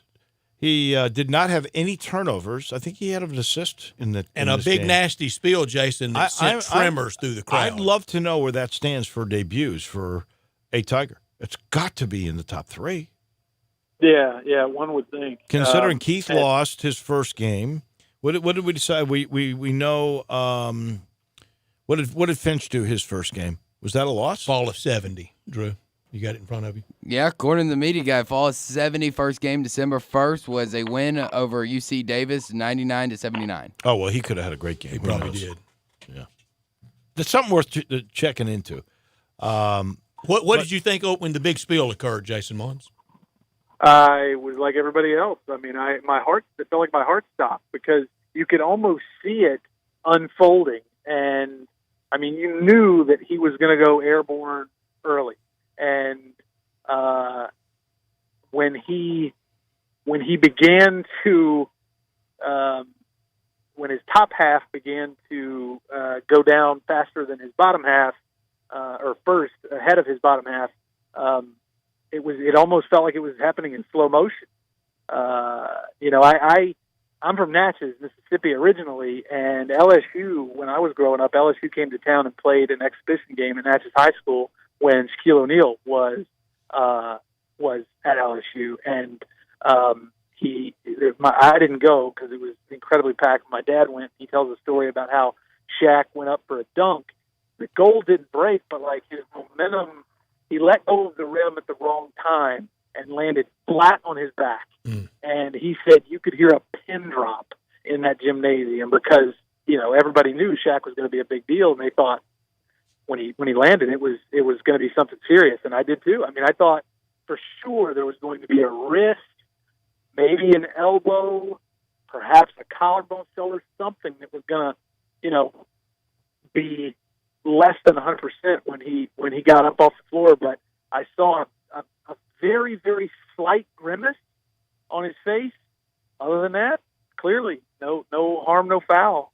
But it was very, at least for me, I was worried. Jason, we're going to do it. We're going to do it at 5:30. Have you gone through W's and L's, all 31 regular season games? Do you care to share that if you have? I have not, and I probably should. I've not. People have asked how many losses I think they'll finish with, and the general consensus of people that I've talked to, it's somewhere in the 3 to 5 range. And I think as long as James Wiseman stays healthy, I think that's a very safe bet, like a 3 to 5 loss regular season. And I lean more toward the 3 than I do the 5. Now, as far as who that's going to, where those losses are going to come, if they are going to come, I think the odds-on favorites are Oregon, probably. Let's see, who else? Maybe one of the Houston games and maybe one of the Cincinnati games. I think those are probably the most likely losses on this schedule. Knoxville, you're not worried? Oregon, you're not worried? You mentioned Oregon. No, you mentioned Oregon. I'm more worried about Oregon than anything else. But no, Knoxville doesn't worry me because I just don't get the sense that as talented as this group is, they all were, they're all hyper aware of the recent history, the very recent history. Itching for yeah, exactly. And I mean, I'm not saying they won't go over there and fall flat or stub their toe or whatever, but they're gonna. I get the sense that they're going to do whatever it takes to win that game. Anything it takes. Just as this time last year, and look, I'm wrong, but going into that game, you could not have convinced me last year that Memphis was going to win that game because they just had more. Same thing this year. You cannot convince me until I see it that Tennessee can win that game because Memphis simply has more. What about Wichita State? That's a tough one too because it's if I'm not mistaken, it's the first road conference game and of the season, and it's like I said, it's on the road. It's Greg Marshall. They played very, very well to close out their year last year. Their season last year, but I don't know. I feel like by that time they will. They'll be feeling pretty good, and that one doesn't scare me as much as like Houston on the road, Cincinnati on the road. Let's go back to James Wiseman for another second. The guy is just so fascinating. I believe it was your article that talked about his development at 8th grade. He said, and he reiterated in the post-game press conference with me yesterday. I should say the interview. That at 8th grade is when he really learned that he loved the game and had a passion and worked to get better and better. But this guy is so different and so special, not just on the floor. When he wants to talk about meditation, when he wants to talk about reading spiritual books or physics books, how many of those guys do you think we've had over these years? Not many. I would venture to say you count on one hand. I mean, he is they call him a unicorn for a number of reasons. It's obviously the big reason would be because of how talented he is physically and everything else. But I mean, he's just such a rare breed, and it does extend beyond his on court basketball ability. I mean, he speaks a couple of languages, at least a couple. You mentioned the sort of things that he likes to read. The fact that he likes to read anything in his downtime is not the norm for 18, 19-year-old kids whose bread and butter is their athleticism. So he's like I say, he's a rare breed, and he's a breath of fresh air. When you talk to him, you can feel like he's listening to you. He's thinking about his answers before he gives them, and it's refreshing. I love curious people. Yeah, and he's got that. He's got a wide variety of interests, and he seems like an interesting guy himself, and so. It's going to be a lot of fun. It's going to be a lot of fun to see how he matures and handles the spotlight and everything else. It's going to be interesting. I think he's going to handle it perfectly well. I even asked him last night. I said, Yeah, the group was nervous for the CBU game. Remember how badly they played to start that game? I asked him if he was nervous last night. In a game that really counts, his first time? He said, no, never. Not at all. Yeah, he said that in the post-game press conference, and I was I guess mildly surprised by that because I don't know, I just got the feeling that he probably would be, but the way he answered it, there was nothing in his tone of voice that made me doubt him when he said that there were no nerves. It was he was ready for his moment, and boy was he ever. All right, the next group party's Friday night. We'll see you at FedEx Forum when Illinois-Chicago comes to town. Can't wait. Appreciate it, guys. Thank you, Jason. We Great appreciate job. it. Bye-bye. Jason Munz from the Commercial Appeal visiting with us every Wednesday now through the NCAA tournament. Look, the holiday season rapidly approaching. People are thinking about gifts, things for employees, and I know the perfect gift for anybody would be a Harry's razor, Harry's gift pack, a holiday pack with the beautiful handle. You can even get the Winston, that's the stainless steel handle. You can have that engraved. It's large enough to have that chrome handle, to have it engraved with initials or a first name. Harry's, they've been trying, and they've gotten it right, and they focus on the qualities that actually matter for the close shave. Close, comfortable shave, and they never upcharge you. Ancient Greeks didn't need flex balls or heated handles, and neither do you, and that's why Harry's doesn't add gimmicky features to the razors. They've gotten it right by keeping it very simple. Get a 5-blade razor, weighted handle, shave gel, travel cover, all for just $3 plus free shipping.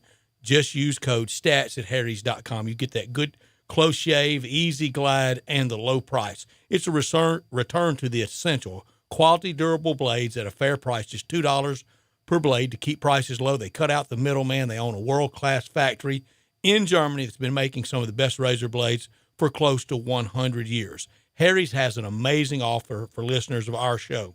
New customers get $5 off a trial set from Harry's with code STATS at harrys.com. That means you get a 5-blade razor, weighted handle, foaming shave gel, and travel cover, all for just $3 plus free shipping when you use code STATS at harrys.com. Go to harrys.com today. Use code STATS at checkout to claim your offer. When I shave with Harry's. And don't forget the Winston, the chrome handle that you can engrave from Harry's. When I shave with Harry's. We take a break. When we come back, we'll be joined by our friend Rick Horrow from the family of NBC stations, the business professor at Harvard. He's next on Sports Time with Wolo and Stats. The Peter Edmiston Experience with C.J. Hurt. Weekday mornings from 7 to 10. Only on Sports 56, 96.1, and 87.7. If you're going on vacation, making a college campus visit, or if business takes you out of town, there's just no better place to board your dog than Barks and Recreation, 965 Reddick Cove between Bud Davis Cadillac and the Blue Plate Cafe in East Memphis. Boarding, daycare, grooming, we have the best of everything at Barks. Indoor-outdoor kennels so your family member can go in and out as they please. Indoor and outdoor play areas. 4 walks a day. Group play and individual attention from the best staff in the Mid-South, which includes an overnight staff to ensure the safety and comfort of your pet 24 hours a day. All reasons to choose Barks and Recreation above all other boarding and daycare facilities. BarksDaycare.com or 509-0909. Check us out and make your reservations now at BarksDaycare.com. If your dog could speak, he'd say Barks. Looking for a great place to deposit your money? Try First Bank. Competitive CD rates, a money market that moves with Wall Street prime and interest-bearing checking account options. Not to mention their friendly bankers who make decisions locally. To find out more, stop by one of First Bank's 3 local branches. 6482 Poplar Avenue, just east of International Paper. 8398 Highway 64 across from Wolf Chase. And 6280 Highway 64 in Oakland.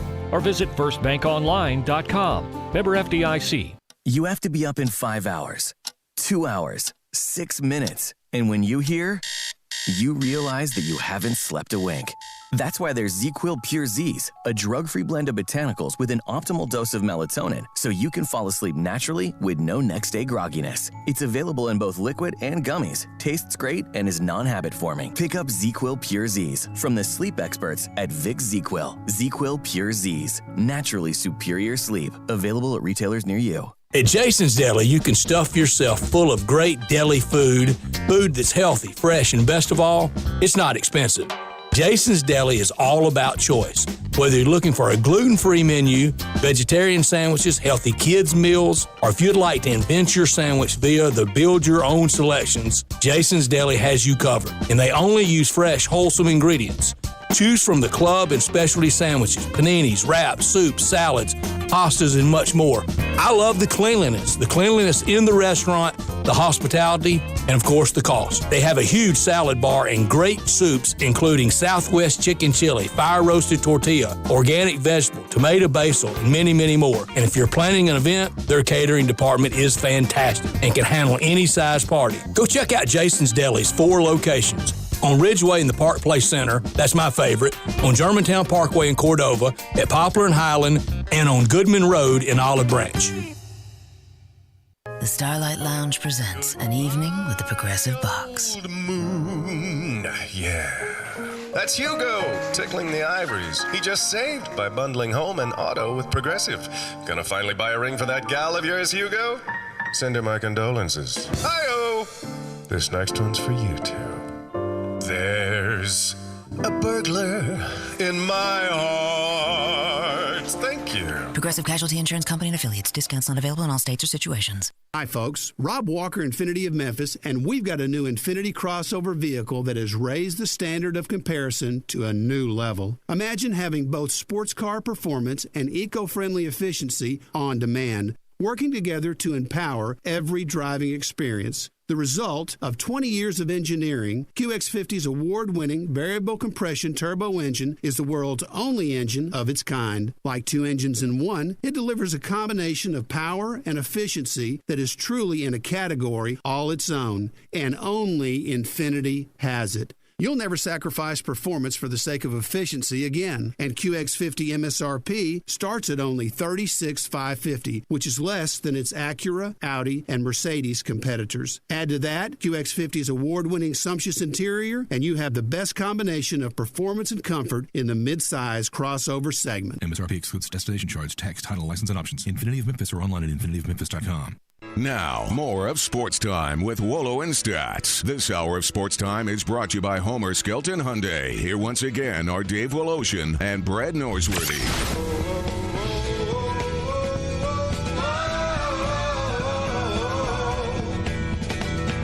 How about this music? Is this for me? Yeah. Chicago, baby. You don't even know. The guy didn't even know that's Chicago. Did you not, Drew? Really? This is for you, Dave. This is love right here. Silent. Boy, they're great, aren't they? You know, they're still going. Yeah, they are. They're still going. Rick Cetera joined winning with them? No. Never? Oh, no. Is it that? Oh, it's that that ended badly. I mean, hell, really did freeze over unlike the Eagles? He basically, he said, well, I'm writing all your, I'm your star. I should he was. be getting more. No, he wasn't. You didn't think he was the backbone of them? He wrote a lot of good hits, but how many other hits have they had? They did fine. But by the way, when he left, they had a bunch of hits after that. They did. And I tell you one thing I always loved about Chicago, the zany album names. Chicago 1, Chicago 2, Chicago 3. Did I ever tell you my Chicago story 4? when I was a senior in high school? We had this most beautiful student teacher. And she said, if you behave yourself, because everybody was hitting on her, if you behave yourself, I'll bring my boyfriend. Dave, we're a family show. And it turned out to be Rick Pankow from Chicago. That was her boyfriend. So y'all had no shot? No. No. She was a good teacher, too. I'm sure she... What kind of teaching? What was her specialty? English. English, yeah. That was great. So he came in because we were learning how to write songs and things like that. And that was part of it. He came in and very nice. It was really cool. Almost as cool. Speaking of teachers, very cool. I bet he knows Chicago. We are joined by Rick Horrow, who is from the NBC family of stations, and of course a professor at Harvard. You can't beat that. And he joins us. Hey, Rick. Every Wednesday. How are you? Hey, what about me? You forgot me. I don't care about Rick Pankow. I don't care about his girlfriend.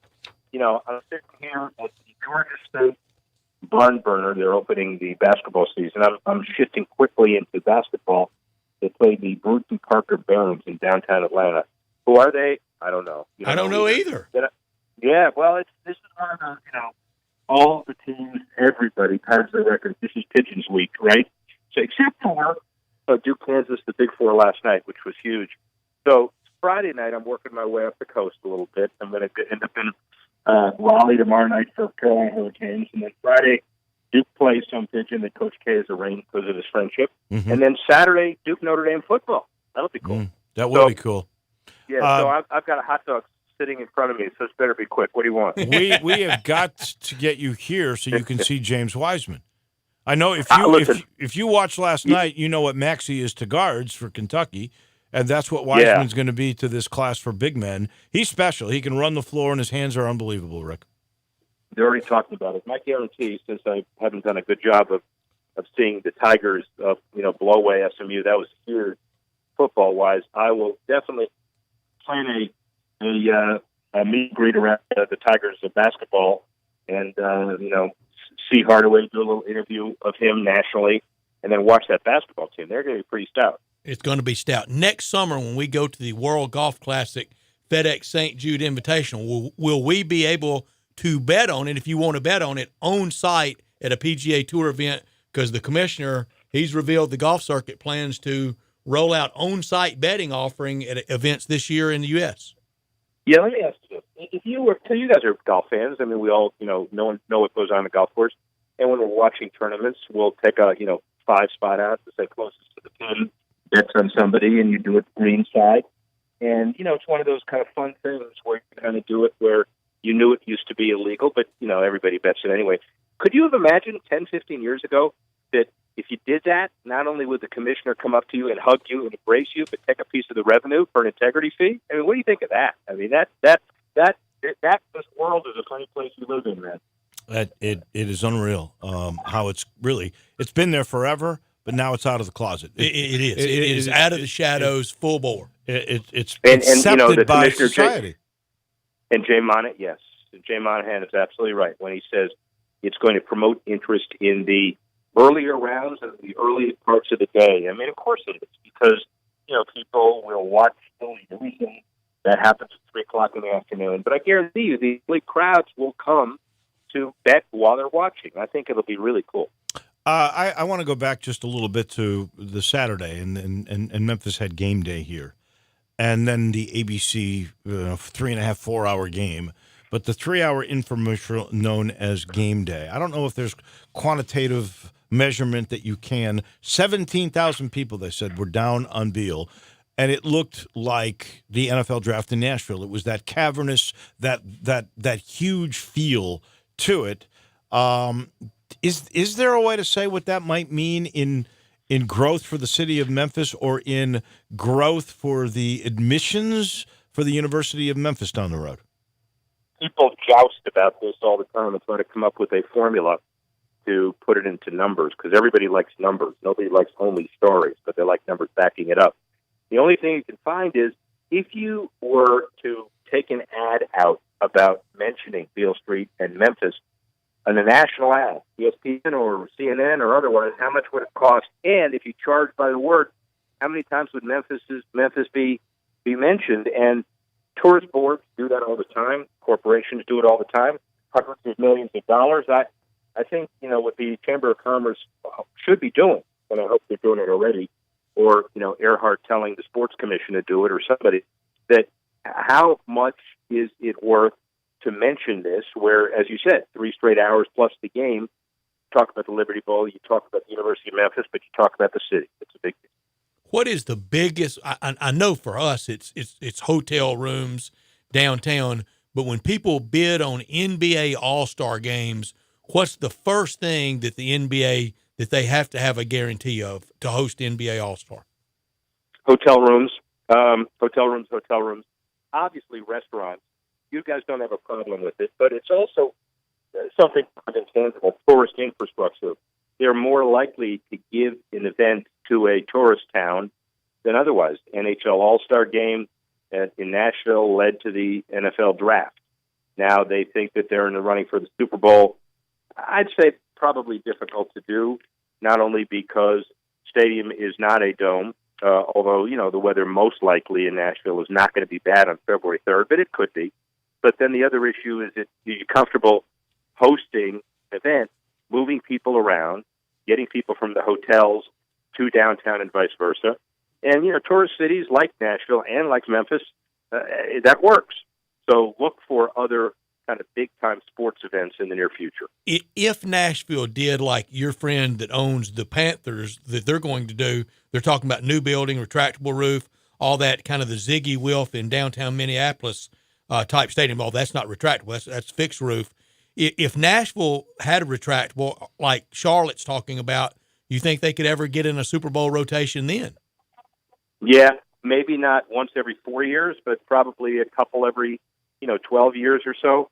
The retractable roof part is the hardest to build for a team because a team doesn't make a lot of money on it unless they want to mark up the suites and keep the place open and then feel like it's warmer.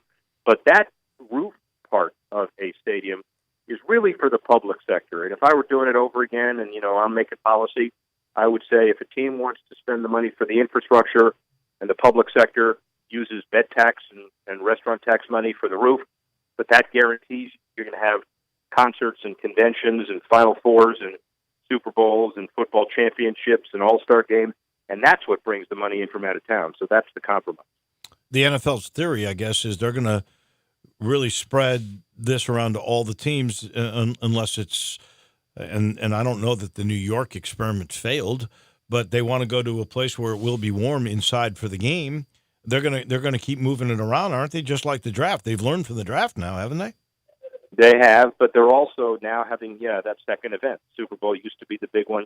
When I was doing all the stadium stuff, we'd have a letter we would take to different places all over the country and say, here's the commitment letter. It's all subject to a vote of the owners, but in a special infrastructure city, the Phoenix public deal and the Tampa deal and Houston. And to some extent Dallas and now L.A., if you make sure you make a commitment to get the stadium done, we're going to get you Super Bowl/Super Bowls. And, the roof part is just part of it, but not just warm inside. But, Minnesota was great, but it was freezing. And Atlanta was great, but it wasn't capable of having golf. Miami's going to have a big deal this year. So, 2 straight weeks, Pro Bowl in Orlando and then Miami. For the first time in 3 years, all these corporations will activate, which is just a fun way to say you're going to play golf, you're going to have these funny parties, you're going to have people on the beach, and on and on and on. And you can't do that in Minnesota. No, you can't. It was miserable. You can't. I'm curious, and I think that the NCAA Board of Governors needs your mind, your expertise. They have gone ahead, and they're going to try to do the likeness in name and image. And pay that way. It wouldn't come from performance because then they'd have Title IX issues. But I see so many issues that are with this. And yet I think they are committed. In your mind, Rick, will this really occur by 2023 where this will be the standard that they'll pay athletes? And how are they going to make this uniform where the NCAA and not each state is basically in charge? Well, that's the reason why they're focusing on it ahead of each state, because they want uniformity, and they wanted to get out ahead of the courts, which they have tried to do, but they didn't get out ahead of California, and then a lot of other states wanted their governors to sign this stuff. So they moved ahead of announcing the policy. The policy had been discussed for the last couple of years. Everybody was trying to figure out how to get this done, meaning the Big Five power conferences and the others as well. And so will it get done? Yes. Will it get done by 2023? Yeah, but remember, the press conference, if you look at the release, they're talking about it being effective by 2021. So, which teams, what percentage, what sports, Division I versus Division III, make sure it's uniform and has some kind of objective measurement. So schools with a lot of money don't use this as a recruiting device to pay for the athlete. So it looks like a another payment to go to a school. There are 100 questions. We don't have the answers, but you got the finest minds in sports working on it. Rick, NFL and London, a team permanently there. Tell me, is it if, when, sooner, or later? Wow, 4 questions. It's probably when, and it's probably going to be a mix between sooner or later. You know, what they're trying to do for next year is to have a couple of teams, probably Jacksonville, they've been the guinea pig for all of this, stay for a couple of games and have 2 home games in a row and then train and play. So, you know, they've treated it as a series of one-offs. They've really not had a team stay for that second week. Now they're going to try to do that to see if yet another box is checked off for London. And lo and behold, there are discussions about who's it going to be. Well, the Jaguars have signed deals to play through next year, one a year, so you think they may be the team. But don't ignore the Chargers. There have been some articles recently talking about how the Chargers, you know, have half a deal at the new stadium in L.A., but their following has been terrible. So, you know, maybe it's L.A., but the point is when you start talking about who it is, the chances of it happening just went up. Well, their owner was pretty strong with expletive language saying it would not be his Chargers, that they are definitely committed to L.A., and they have no interest in going to London. Well, that's what happens when people people say that right before something happens. Right. And if there's an attractive sale price, you know, they may not be his Chargers anymore, but they may not be in L.A. I'm not saying that's the deal, and I do not have inside information. But you know, when people look up and say it's not raining, get your umbrella. What kind of is it? A Vienna hot dog? I don't know yet, man. It's right in front of my face. Oh, you haven't gotten Dive it yet. in, Rick. Dive in. Oh, okay. Go. Take the first Go, bite Rick. with us here on there. See you next week. You got Bye-bye. it. Thank you. Thank you, Rick. Rick Horo, about to attack. I hope it's a Vienna all-beef hot dog. Our title sponsor for this hour of the program is not Vienna, but we need to try to get them on. No, it's Homer. Homer Skelton Hyundai in Olive Branch. I always feel assured when I go to Homer. You know why? I'm getting a 10-year, 100,000-mile limited powertrain warranty on every new car. And by the way, the older products are pretty reliable, too. That's why #1 certified pre-owned car dealer in Memphis. It's about to be 12 years in a row. 12 years in a row. That is product, and that is absolute service because they take care of you. I promise. I always make a reservation to go when I want to get my maintenance because they're busy, because they do such a good job. Go see all the gang. All you got to do is really get on Lamar. It becomes Highway 78 when you pass State Line Road, and then you're right there. The next exit, it's the first in Mississippi. Exit 1, Craft Road, turn left. You'll see the perfect marriage of technology and of service at Homer Skelton Hyundai in Olive Branch. We're back to put a wrap on hour number 2 on this Wednesday of Sports Time with Wolo and Stats. Sports 56 now has 2 FM homes. You can now find real sports talk on 96.1 as well as 87.7 on your FM dial.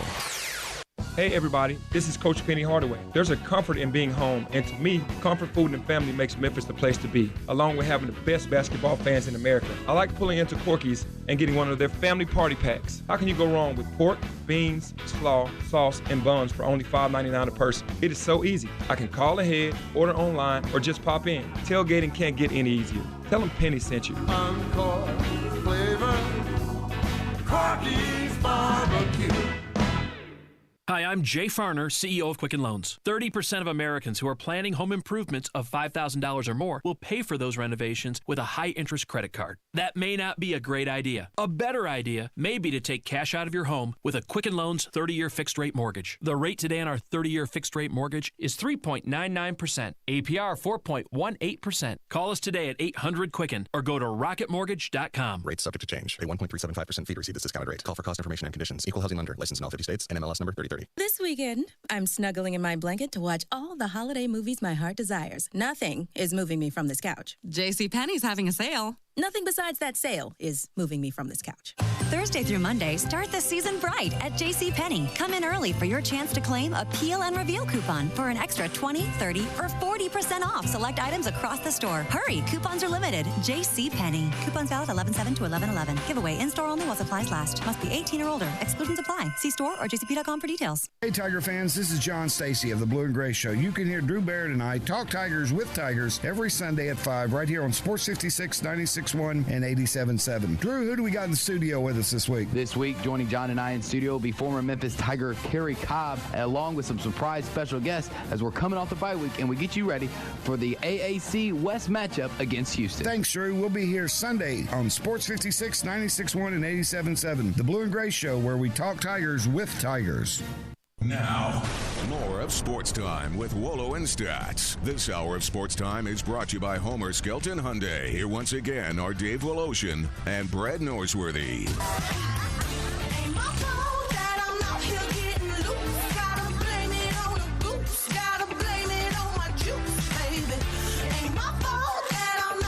Welcome back, and we haven't talked much about the Grizz tonight. John Morant on T-Wolves in town? Yeah. Are you going? I'm not. I'm gonna get football over with before I really get into every time the door opens at FedEx Forum, Tigers and Grizzlies going. I really should. I thought about it, but I got just enough in the tank to get through the finish line for football. I think I'm going to watch this. We'll watch our good friend Pete Pranica and Brevin. Oh, I'm definitely going to take over and see what is going on. It was an unbelievable atmosphere yesterday. It was, by the way, and I think that's what we're going to have all year. That's the fun part of it. It felt big. I mean, you knew you were at something that mattered. I heard that Saturday night, with all the attention at the Liberty Bowl, that it was still, they've got their core, and that it was It was a good atmosphere down there at FedEx Forum for the Grizz. Which that's what we want. Well, John Morant and Jaron and we can walk and chew gum. Clark's going to be fun to watch. We can do more than one thing around here. Yeah, and we do it quite well. Can. Somebody points out this is fair on the First Bank text line at 67129. Why does everybody assume Mike Norvell has to leave? I'm not. I'm not assuming it. How come he can't be like Gary Patterson? If he stays and keeps winning, the money will come, and you can only win. This is the smartest thing. I think more apropos is Chris Peterson at Boise State, that how he stayed when a lot of people were taking swings at him. I know he eventually left. He did. But Gary Patterson was at TCU. He ushered them through a lot of leagues. Well, he got him into the Power Five, so he was there. Why would you leave? The statue, if he continues this, there will be a statue of him in front of that stadium. Deserved. He's their number one guy. He right? is. So, and Mike could become that. He could. But this guy makes, or gal, whoever the texter is, makes this point, and I think you don't, but I think most fans really don't get this. This texter says, and you can only win a national championships at about 6 schools, and then it's a long shot. And he's right. I agree with that. I know you do. I'm just pointing out he's so right about that. Can I break out a rare Wednesday high hard one? Is that okay? Is that allowed? Sure. I'll allow it. You ready? We got him under music bed or anything? Get it ready. Get it ready. And I'll break the Scotty McCready thing. Scotty McCreary. McCreary. Oh, now you got me confused with Mindy McCready. Just a bit outside. Opening day 2020. Mike Norvell, coach of the Memphis Tigers. Yes, without a doubt. Yes, because of 2 reasons. Kenneth Gainwell coming back and Brady White, who's like a son to him, coming back. Those 2 guys on paper, a team that's even better next year than the one that we are watching this year. Yeah. But there's 2 worrisome jobs that are available. And the one thing that I feel with Mike. Which 2 are you most worried He wants about? to go to a place that you can win. I know he knows that. He doesn't not want to sign a deal, even if it's for humongous money, where you get fired in 5 years. He wants to go somewhere where budgets don't matter. He wants to go where you can win, and that means a national title. So Florida State has won a national title in the last 10 years. I agree. That's one you need to be worried and about. And USC is another That's one. the other one. Okay, so there's two that are out there that haven't been out there. And he has a very good agent, the very best in the business. If he can somehow get FSU fighting with USC for him, win. Oh, my goodness. And then and think about it. Is he going to get much hotter than this? Pretty hot. But he could. He could do that again next year. He could do this again next year. Next year could be even better. And next year, who knows which way Texas is going. But can I also point out, he likes it here. He really does feel like he's a part of the community. Did you see that ovation last night? Wasn't that nice? Oh, yeah. And it's sincere that he and his wife like it here. There's no question. I think it does come down to, it's not money. The guy's making $2.6 million. He can get $3.5 million if you wanted it. I don't think that's the issue. The issue is, can you win a national title? So you wouldn't be sweating Arkansas, Ole Miss, Mississippi State, Tennessee? I don't think so. I don't either. But I am sweating FSU and USC. Well, that's the gigantic big boys. Yeah. Can you believe they were really interested in Fleck? To the tune where Minnesota's going to ante up? No, I think they got played. I do, too. Who's his? Is Jimmy his agent, too? Probably so. I wouldn't doubt it. If it's not Jimmy, it's Trace Armstrong, and I think both are with CAA. I know Jimmy is, and he's the best. If you got in it, that's who you need to hire. But no, in answer to that guy, I think you're right on the money. I do think there are a few jobs, if we are being a realistic group of fans, and I'm a fan of Mike Norvell as a person, but I also think, you only got one shot at being the greatest at your profession, and that would mean a national title. And I've heard him say, I want to be at a place where I can really, really win. I don't want to go to a mediocre. Now, he knows he can really, really, really win here, but he can go like UCF did, undefeated, and you don't get in the playoffs. Different sport, different dynamic, I know. And I really don't like the comparisons because they are quite different. A round ball, different shape ball in football, basketball and football. Shaka Smart. I wonder if he could do it all over again. Just stay put at VCU. Well, ask Mike DeCourcy that. Well, because it hasn't worked out. It hasn't worked out. Honestly, and stunned. I thought that was a marriage made in heaven. Oh, me too. And I was a can't miss. I thought getting rid of that Rick Barnes was smart. It wasn't. What Rick Barnes has done at Tennessee was really unexpected. How many people do you think, if we polled them, if they're honest, when the announcement was made, how many thought Rick Barnes is cashing in on one last paycheck? I did, and I voiced it. I was wrong. And, man, what he's doing, and he's got 2 5-stars next year, right? Hot takes go wrong. Is this it? McCrary? This is Scotty McCrary. Scotty McCrary. Mindy, Wendy. No, Scotty. This is for you, Steve Earhart. Crank it up loud, Drew. What's the name of this song? This is it. This is it. You can open your eyes. Didn't Loggins and Messina have a "This Is It" song? This is now. Yeah, that was.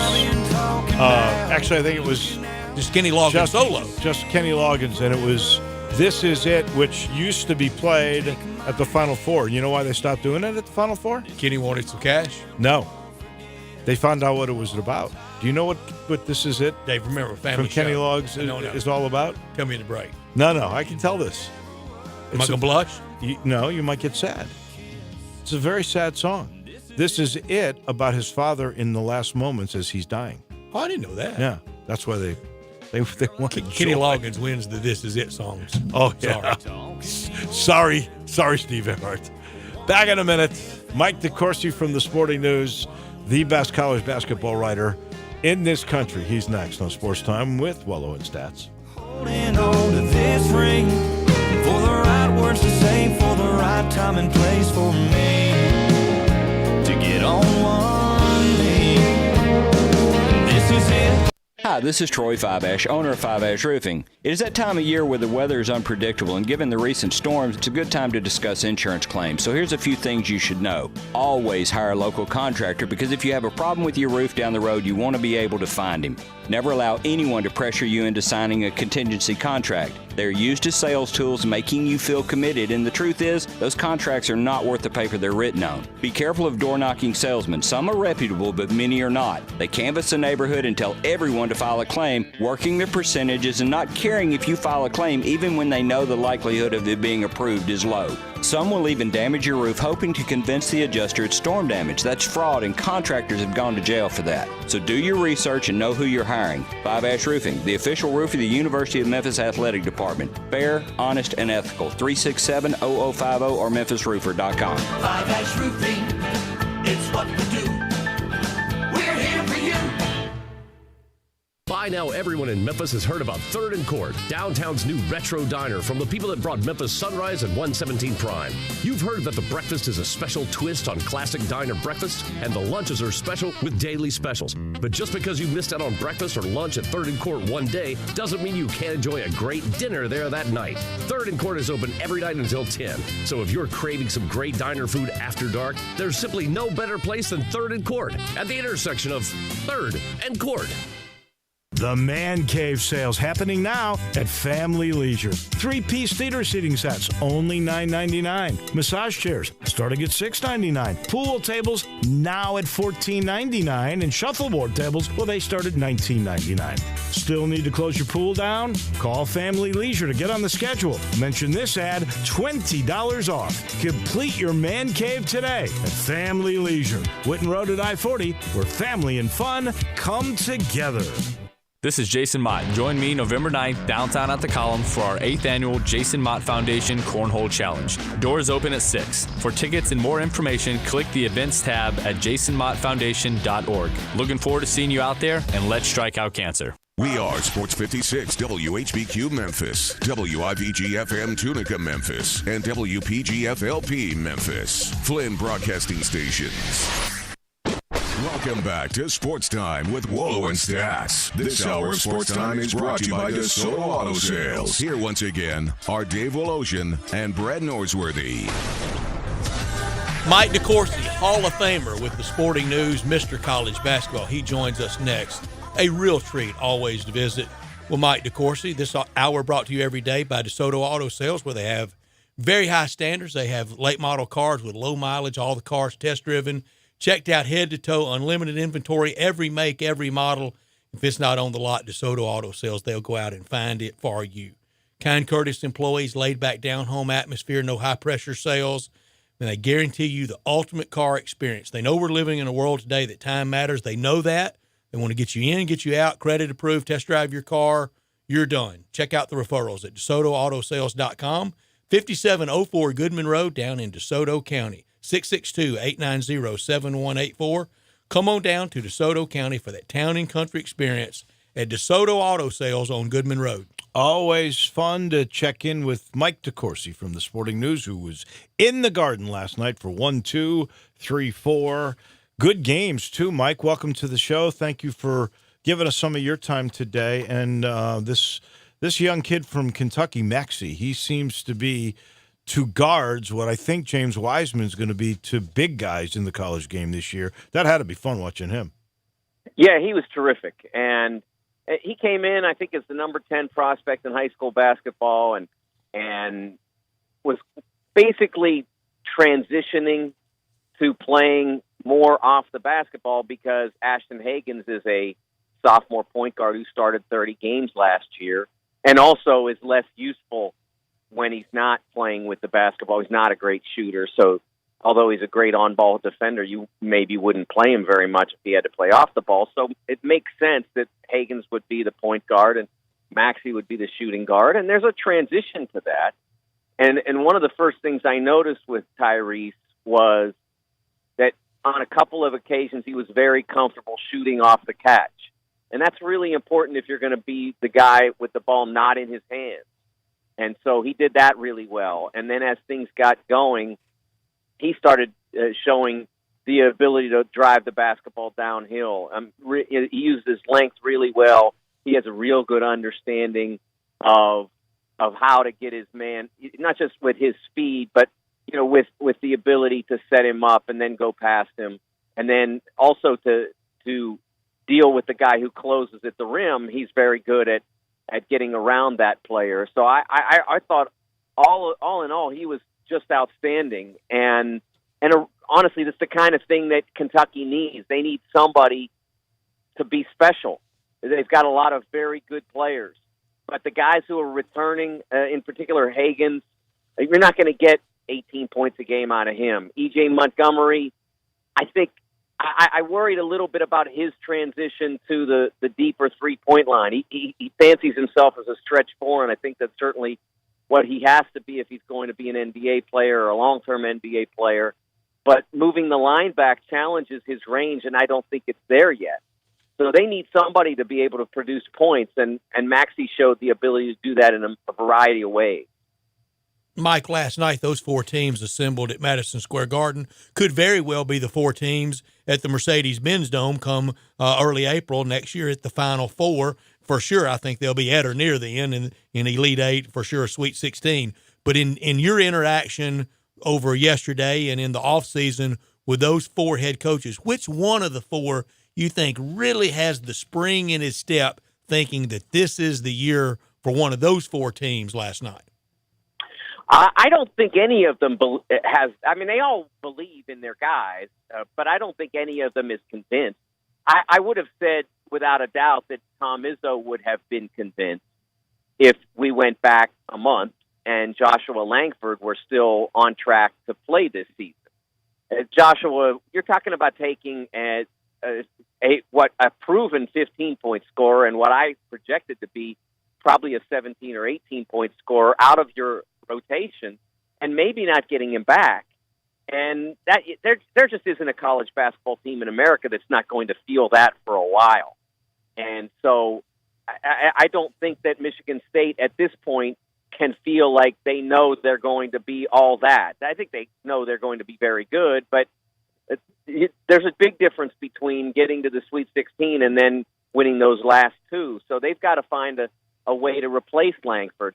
Kentucky has, I think Kentucky feels a lot better after last night, after Maxey showed what he can do, but I still think that they have a long way to go. Duke isn't, I saw Mike Krzyzewski in the press conference really talking up his team's defense. And if you guys watched the game, and I know you were probably at the Tigers games, you probably didn't see much, but they weren't good defensively at all. Kansas turned over the ball 28 times, and so that looks good on your record as the defensive team, but most of it was self-inflicted.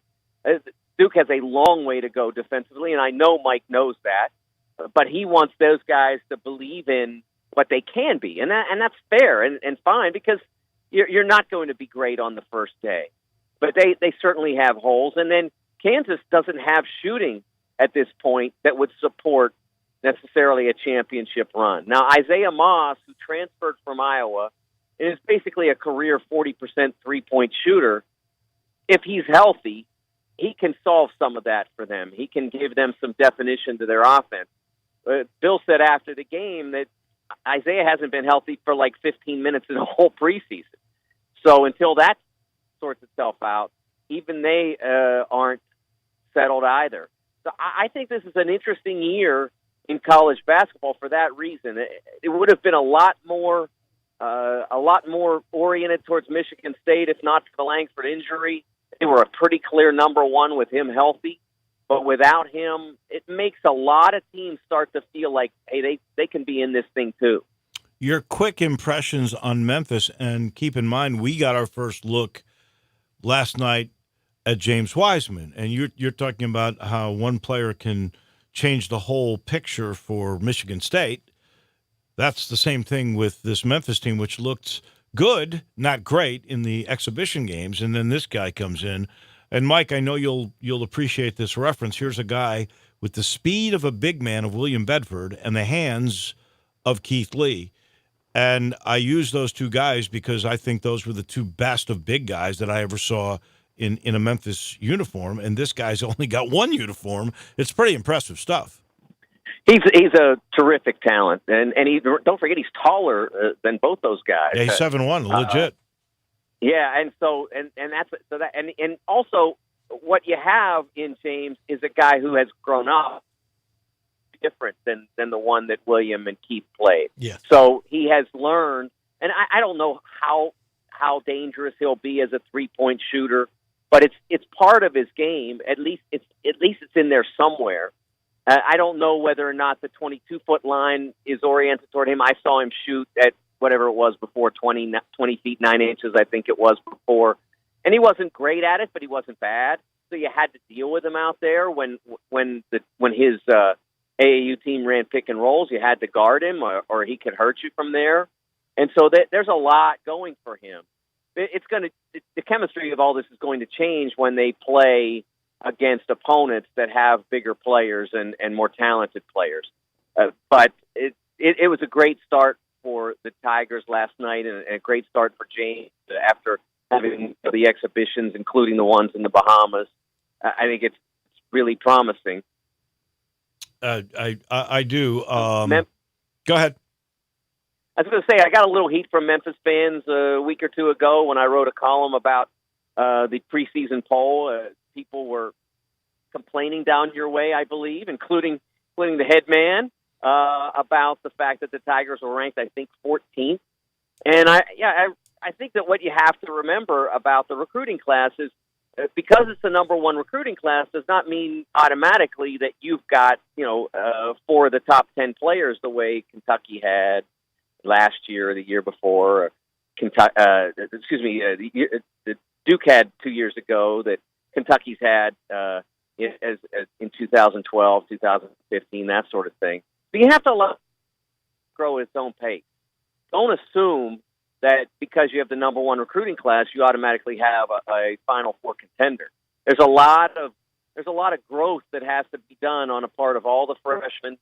They'll discover when they get into the more difficult games that it's more challenging than what they faced before. It's the nature. It's what you'd expect college basketball to be. So I think Memphis is going to do very well. We projected them in our top 10, I believe.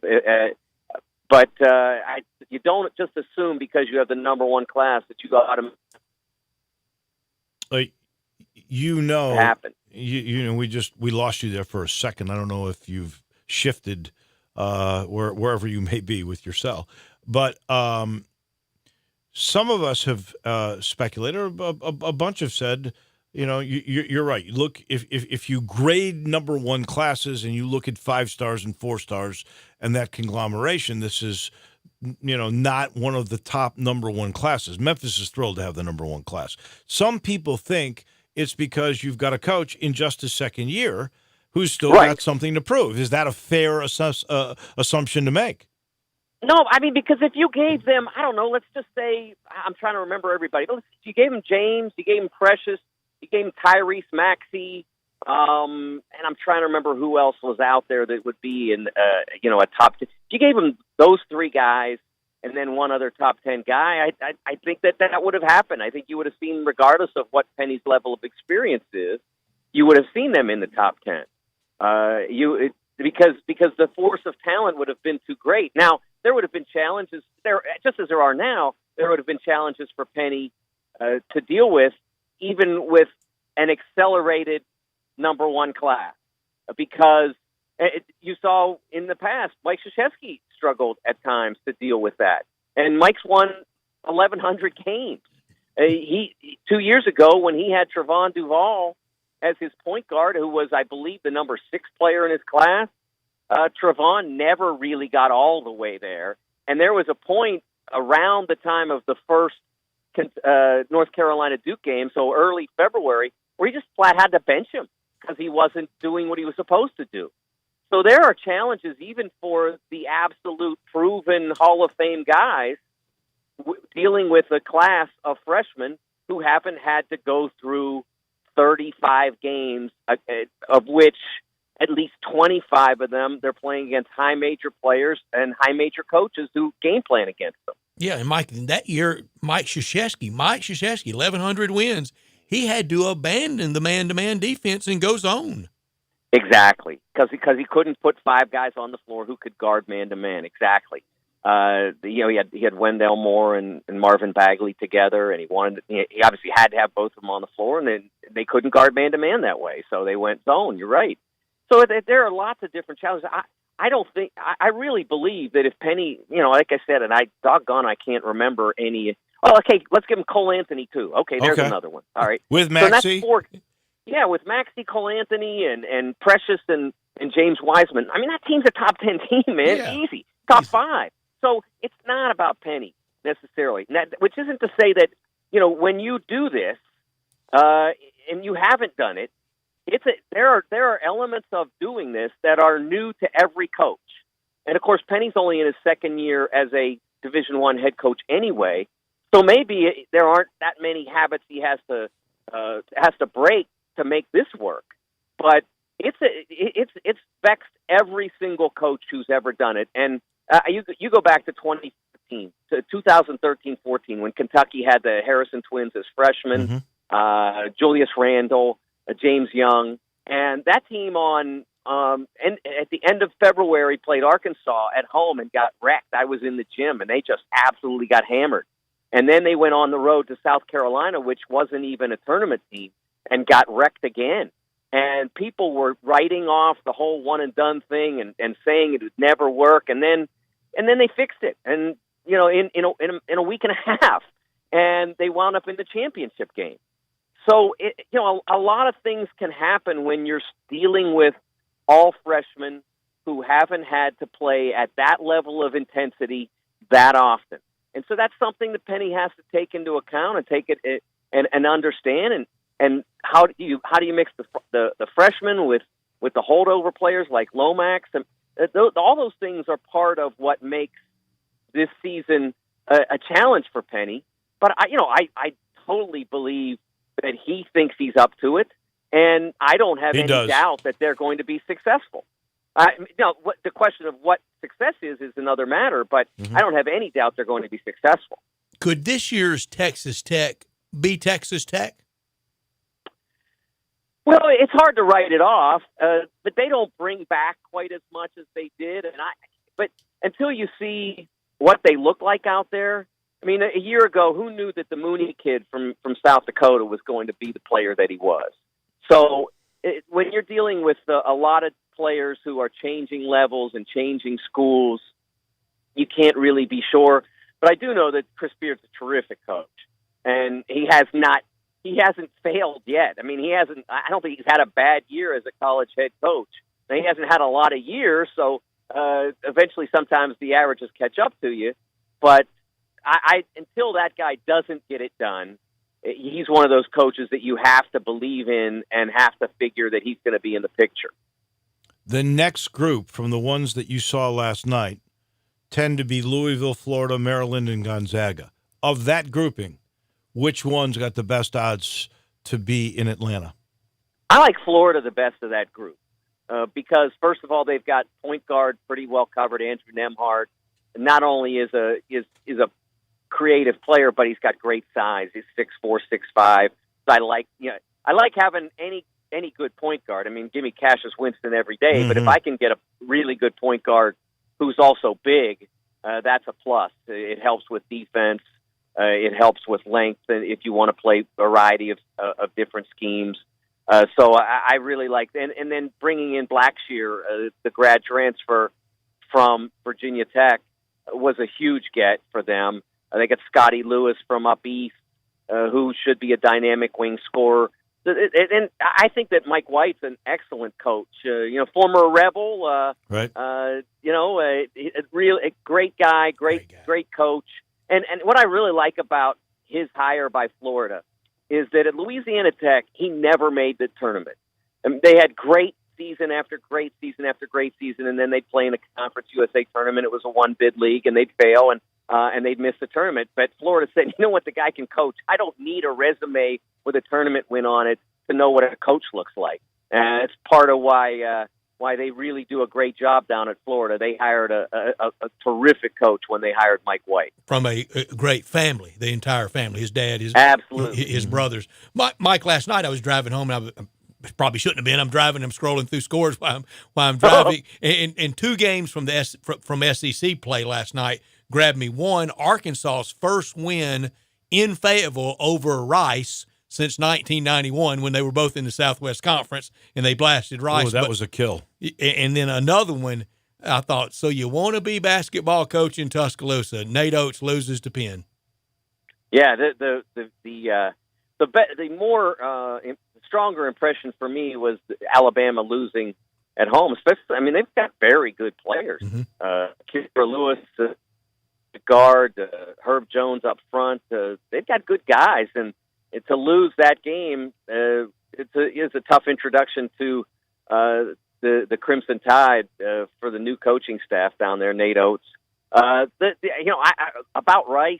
I mean, I get their emails, and I got one last week said they lost an exhibition game, man. Yeah. Like, when you're losing exhibitions, you are not good. No. So ask Josh Pastner about CVU. So I got Arkansas. I think Arkansas's got some nice players, and they've got a terrific coach, and I wouldn't be surprised if they're dangerous in the SEC, but I wouldn't necessarily ascribe last night's victory. I wouldn't necessarily translate to that them being ready for prime time. No. Since we're talking coaches, that Nate Oates is, first time in this position with this team. But we were going to ask you this question because it came up about what you think is a perfect marriage that somehow doesn't make it. And VCU, Shaka Smart, and Texas now came to mind. Do you think, and this is a fair question, do you think Shaka Smart, if he had it to do all over again, would stay at VCU? I think that Shaka had another place in the game, but I don't.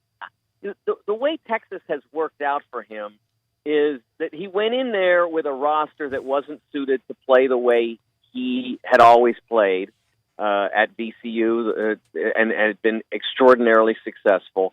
And he hasn't either chosen or been able to build that roster subsequent to the group that he inherited. I mean, they still are a big team without, small, quick guards. They're big at pretty much every position. They've got positional size. They don't press much. When they do, they're not great at it. When they had the chance, they took Mohamed Bamba and they got him to the tournament, but it didn't get him anywhere after that. So, I think that Texas just hasn't turned out to be a great fit for him. I still won't rule out eventually them getting over the hump, but I think that he certainly is capable of winning at the high major level. I just don't know if Texas has turned out to be the ideal marriage for him. I buy that, and he actually had the system perfect for the kind of guy you could get to VCU. And sometimes, it's my sense when you go with more elite athletes, you can't necessarily run the kind of system that you ran there. They get harder to coach. Well, also what ends up happening is that, first of all, you can't win a championship playing that way. I mean, you can win a league championship perhaps if you're really good, but and I'm talking about the high major level. Mm-hmm. But you can't win an NCAA championship playing that way because you're going to play Tyrese Maxey and Ashton Hagans and Emmanuel Quickly, and they're not falling. They're not succumbing to a press. Right. Not all three of them at once. It's not going to happen. And if they do, the team behind them that has three guys maybe not quite as good but still really good won't. So there's that, and as well there's the fact that the guys who come to play at a place like Texas, they want to play in the NBA. See anybody in the NBA that's pressing all out 40 minutes? No, or 48, I should say. Nobody does that. Again, mostly because if you did, they have pro guys who would go right through it, but also because the energy and all that. So nobody that you recruit at that level really wants to be in that style. Now, you go to VCU, it's not the same deal because you don't have offers from the places where everybody expects to play in the NBA. You may still think you're going to get there, and it's not impossible to get there from that system, but it's not the way you learn to play if you're going to play at the NBA level. So I do think that it doesn't really necessarily fit super well at that level. I think Mike Anderson learned that, at a little bit at Mizzou. I mean, if you look at his Elite Eight team the year the Tigers were in the same building, right out in Phoenix in 2009, and that Sweet 16. They didn't press that much. They had great front court play. They had pros, Damari Carroll up there. They pressed some situationally, but then when he tried to do it full time, it just it wasn't great. That's the nature of high major college basketball. And, you never know either, because I would have thought, seriously, Shaka Smart to Texas was a perfect union, and I never would have seen what Rick Barnes has done at Tennessee. Now, I didn't think he'd fail. I really didn't, but I didn't see five-star guys the way he's got them. Ooh, and the way he coached them up last year. He has such a great personality. I'm really not surprised eventually he was able to get some good players there. He's just the warm and funny and easy to picture yourself playing for. He'll get on you and he'll make you work, but you feel like he's somebody that you can relate to. So, but what the miracle of it, if you want to call it that, was what he was able to accomplish before he started getting those guys. Yeah. Last season, even though they didn't get out of the Sweet 16, it's one of those teams that is one of the best in Tennessee history, but didn't leave with any banners to show for it. But they also were one of the most unique teams to be able to be what they were without any guys ranked in the top 125. It was an amazing story, a wonderful thing to see. And when Rick went there, I got to be honest, I thought that if he couldn't finish those last few years at Texas strong, I just figured he'd lost his fastball. But man, was I wrong, and delighted to be wrong about it. He's a wonderful guy. He came up with a Hoyt Wilhelm knuckleball. I mean, there you go. He had to change around. Mike, yesterday I congratulated Dave on starting his 37th year associated with Tiger broadcasting duties. Last night for you, what's the odometer count for you as a working journalist covering college basketball? Well, that was my 25th. I started my 25th year with Sporting News. And wow. I think I'm on my 33rd season of covering college hoops full time. I started with Pittsburgh and Memphis. I started with the Duquesne Dukes in 1986-87. That was my first basketball beat, and pretty much with the exception of the year I moved to Memphis and was kind of, just sort of a relief pitcher out of the bullpen for that 1 year. Been on the basketball beat ever since. And I can tell you still love it just the way I do. Thank you, Mike. We appreciate it. Thank you, Mike. We will talk to you soon. Thanks, guys. I enjoyed it. You got it. Thank you, man. Mike DeCourcy from the Sporting News. 25 years since he's left Memphis. Time flies. Doesn't it? Take a look at Matt Eflin.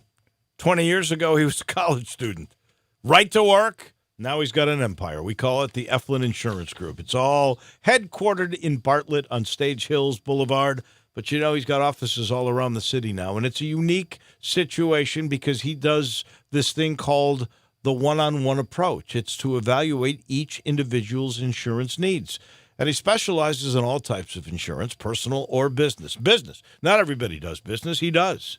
He'll sit you down. He'll say, all right, where do you see your business in 5 years? What have we got to protect? And then he finds the product. Same thing with your family, health, children. Where do you think you really want to be in life in 15, 20 years? And he finds the right product and collaborates with you, and then you're protected. Then down the road, life insurance, all taken care of. No headaches, security. You want that feeling? Call 757-2315. He'll give you quotes. He'll give you that personalized service. 757-2315. That is the Eflin Insurance Group. We take a break. When we come back, we'll go game by game. What will Memphis Tigers basketball? What will they finish? How will this year go? That's next on Sports Time with Wolo and Stats. Greg Gaston and Eli Savoy get you through the midday with Sports 56 Middays. Delivered by FedEx. Weekdays from 10 till 1 on Sports 56, 96.1 and 87.7. Mid-South Power Distributors is your source for all things diesel. Their newly renovated drive-in repair shop is open to the public. Whether it'll be your everyday driver, farm equipment, fleet vehicle, or heavy-duty truck, their ASE-certified technicians will get you back on the road. The on-site dyno is ready to run all the necessary diagnostic testing, from preventative preventive maintenance to complete overhauls, Mid-South Power can handle it all. Stop in today at 3288 Mill Branch Road or call 901-396-0710 and online at mid-southpower.com. Farmers Insurance knows that when you're in the car and that song comes on, yes, that's the one, you have no choice but to pull out your imaginary drumsticks and smash those cymbals and stomp on that kick pedal, which unfortunately is the accelerator pedal. And we covered it. Talk to a farmer's agent who knows a thing or two because they've seen a thing or two. Call Chad Gatlin at 901-235-1176 or get a fast quote at memphisfarmers.com. We are farmers. Bum, bum, bum, bum, bum, bum. Underwritten by Farmers Truck Fire Insurance Exchanges and Affiliates. Products not available in every state. Pop the top on your next party. 34 North Cocktails. Available in Memphis now. Great for football grove parties, around the hunting campfire, and when you get home, entertain friends. Pop a premium can of Barrel Thief. Tastes just like an old-fashioned Barrel Thief made with aged bourbon, bitters, a hint of orange, a touch of vanilla, 15% ABV. Then, for you vodka lovers, try Sneaky Pucker, a refreshing lemonade premium vodka cocktail, 12.5% ABV, made with super premium vodka, lavender, simple syrup, and lemonade. Delicious and smooth. Let the party begin with 34 North Cocktails. Hey, Tiger fans, this is John Stacy of the Blue and Gray Show. You can hear Drew Barrett and I talk Tigers with Tigers every Sunday at 5 right here on Sports 56, 96.1, and 87.7. Drew, who do we got in the studio with us this week? This week, joining John and I in studio will be former Memphis Tiger Kerry Cobb, along with some surprise special guests as we're coming off the bye week and we get you ready for the AAC West matchup against Houston. Thanks, Drew. We'll be here Sunday on Sports 56, 96.1, and 87.7. The Blue and Gray Show, where we talk Tigers with Tigers.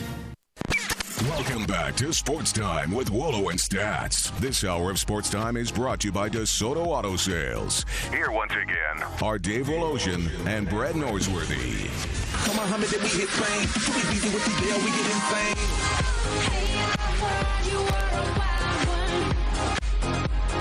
insane. Welcome back in. Nice to have you on this. Well, it's getting to be more and more like fall, no question about it. I can't believe got no football game this weekend. You do. I've got football. We got football tonight on TV. We do. Some action. I know it. Starting last Thursday night, 28 straight nights of pro or college football on TV. Say that again? Starting last Thursday night, pro or college, 28 straight nights of college football on TV. I did not realize that. Mm-hmm. Well, I like that. That makes me feel good. I'm all excited about that. When I look at this Tiger schedule, I had to go loss hunting. None of it came easily. None of it. No. I'm undefeated, not a loss. You're what? Undefeated for the Tigers, non-conference. No. Seriously? Not a loss. Wow. And remember last year, I was really good at this. Yeah, you were. So let's get to the heart of the matter, and Drew's in on this too. We start with South Carolina State. I assume everybody got a free W. Had it as a win. Okay. Barely got. Thought it might be the upset of the year. Yeah. First loss of the year. UIC, I'm assuming everybody's got to win there. Keep on rolling. Now we go to Oregon, playing basically on the road. I know it's a neutral because it's prediction in the old Moda Center. It's at the Moda Center now, but it used to be called the Rose Garden. Mm-hmm. When I did arena football in there, it was the Rose Garden. It was gorgeous. Portland. They were the former Memphis Pharaohs, and management moved them there, and we had the connection and did them. Forest Dragons? That's it. They were the Portland Forest Dragons. You guys have wins there, huh? Dave. I know you've got a big win there. I'll crush you next Wednesday. This is going to be their first game on the road, and next Wednesday theme of the show is I told you so. Dave. I have their first loss. The story. I hope you are correct. The story of college basketball next Wednesday will be our reaction from last night around town of holy shnikes. Well, you know what? And they're not going to say shnikes. It could be if Memphis were to win that game and win that game big, it would be for basketball almost what the SMU win for football was. And so that's your first L. And that's my first L, and I'm assuming Drew does not have an L there. I'm still rolling undefeated. All right, then let's just go. Elkhorn State, Little Rock, those are absolute wins. This one's a little tricky for you, Ole Miss. And I know You think Kermit's got something going there? I do. They are loaded. They love their 8-9 man rotation opening night Friday night against Arkansas State. You can hear right here starting at 5:30. Tip at 6. I'll be there. I don't think they can beat Memphis in Memphis though. Cassie, you got a W? Or I got a W as well. I'm gonna quote Lee Corso though. Closer than experts say, but the Tigers, Not so fast, my but friend. the Tigers win. I like them at home for sure. Then to New York City, really Brooklyn to be exact, and NC State, and I like the Tigers in that one. You I don't have a loss because you don't have a loss non-conference, right? I'm still running undefeated. Drew, We're all in take over agreement. from here. Okay. Then UAB in Birmingham. I hope. I hope I don't do that. Oh, I'm sorry. I skipped Bradley. I think we all know that's a good Missouri Valley Conference team. Always dangerous, but come on. Oh, you don't want to be at UAB game, do you? No. Tigers and somebody earlier that day at the Liberty Bowl. That is correct. Cincinnati. I think that's who I want to play. Although it would be weird, right? Back-to-back weeks, which could happen. You'd have a good book on them. We would. Well, if it's in the Liberty Bowl, they would have beaten Cincinnati, so we'd have a really good book on them. Then Tennessee in Knoxville. We know Tigers already that you don't have them losing in the non-conference. Drew. That's the one non-conference game I really had some struggles with, because of what Rick Barnes did lose, but has coming back and is able to reload. I think the Tigers win, but it's going to be close. I think they win by 8 points. That's what the margin was last year in Memphis, with UT being the winner over the Tigers. It was 8 points, right? 100-92. Is that correct? That sounds right. Tigers win bigger in Knoxville than UT won last year in Memphis. I hope you're right, but I've seen really good teams like Kentucky teams go into Knoxville and have trouble and lose games. And I've got that as my second L. You going to Ye Old College Inn on Friday night? They used to take you there. Ye Old Steakhouse. Yeah. The Sports Information Department used to take every Friday night for football games. What was their tab there? Lord, no. Well, it was all trade out, so it wasn't costing them anything. But you could get whatever you wanted, and they kept bringing it. It was so much fun. And it was good. You could order 10 shrimp cocktails. It was good, too. Always great. It's still there, isn't it? I hadn't been to Knoxville in a while. I don't know. I hadn't been to Knoxville. That's the problem with the 2012. SEC. It's too big. What's it called again? Ye Old Steakhouse. I'll look it up. That's good. Great. Then Jackson State at home. That's a W. New Orleans, a W. Now we start against the competition Ron in Hunter. the league. Ron Hunter makes his debut. You know who starts his farewell tour? Who's on his team? KJ Lawson. I forgot. He comes back to FedEx Forum. Kind of reception. I wonder if he'll be shooting any birds on his way out this time. I don't know. He went double fisted, didn't he? He did. It's a good look, isn't it? So I've got that as a W. Me too. I'm assuming, Drew. Yep. Okay. Then Georgia in town, part of the AAC SEC shootout on that day. And it Memphis will be a fortunate shootout. to have them at home. That's a good team. And Memphis wins that game. Tigers win. Tigers win. That's the Okay. end of Keep it going. non-conference. So you have one non-conference loss, Dave? I have two. Two. I have them losing to Oregon and Portland, and in Knoxville to the University of Tennessee. Drew? I'm undefeated. He's undefeated. And you are undefeated. Conference. Now we go to the conference. We go to Wichita, Kansas, which I believe is, other than Memphis, the hardest place to play. I feel a The group best home court lock advantage coming here. I have a loss. I have a loss as well. Wow. So that's where you went hunting. You found a loss there? And or that did was- you always have that loss? I always had that one. That one will take the Tigers from about 4th or 5th in the country to about 10th or 11th in the polls. So they're going to go from 4th or 5th after the wins over NC State, Portland, and the University of Tennessee, and from one slip in conference to Wichita, which is a good team in one of the toughest places to play really in the country. You think they're going to fall that far? Because there will be a raft of undefeated teams. All right. It's possible. It's already the middle of January. It's not going to be like early December. That was my first loss. Yeah. All right. Then in Tampa, USF, that's a W for me. It's a win for me. Same. Cincy at home, W. Same. Tulsa on the road, W. Same. SMU at home, W. Just like football. UCF. Might be a football-type score. UCF in Orlando without the great guard and Taco. I think that's a W. Any disagreement? None. UConn at home on CBS, national TV, not CBS Sports Net, but the CBS at 12 o'clock. I want to blast them on too. February the 1st. Give them really something to remember last trip to Memphis. Yeah, let Hurley argue with fans again. That'll be good. Yeah, the Tigers get a W. Then Temple He created new words here last year. Oh, he did. That was new cuss. Yeah, it's hard to come up with a new cuss word. He's in the same league with Kevin O'Neill. Yeah. He can cuss with the best now. Almost symphonic. So I've got that is a W. Temple's a W. USF at home is a W. Keep rolling. W's. Go to Cincinnati, Ohio. That's where I went loss hunting.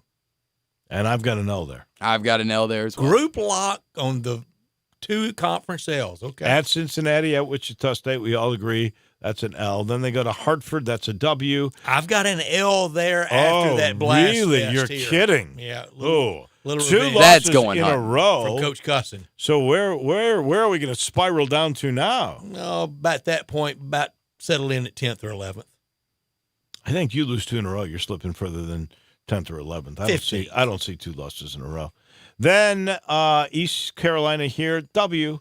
Houston here, W. Same. SMU here, W. Same. Tulane here, W. Oh, man, that'd be ugly. Wichita State here, we get revenge, big W. Tulane, you're there on Leap Day Saturday.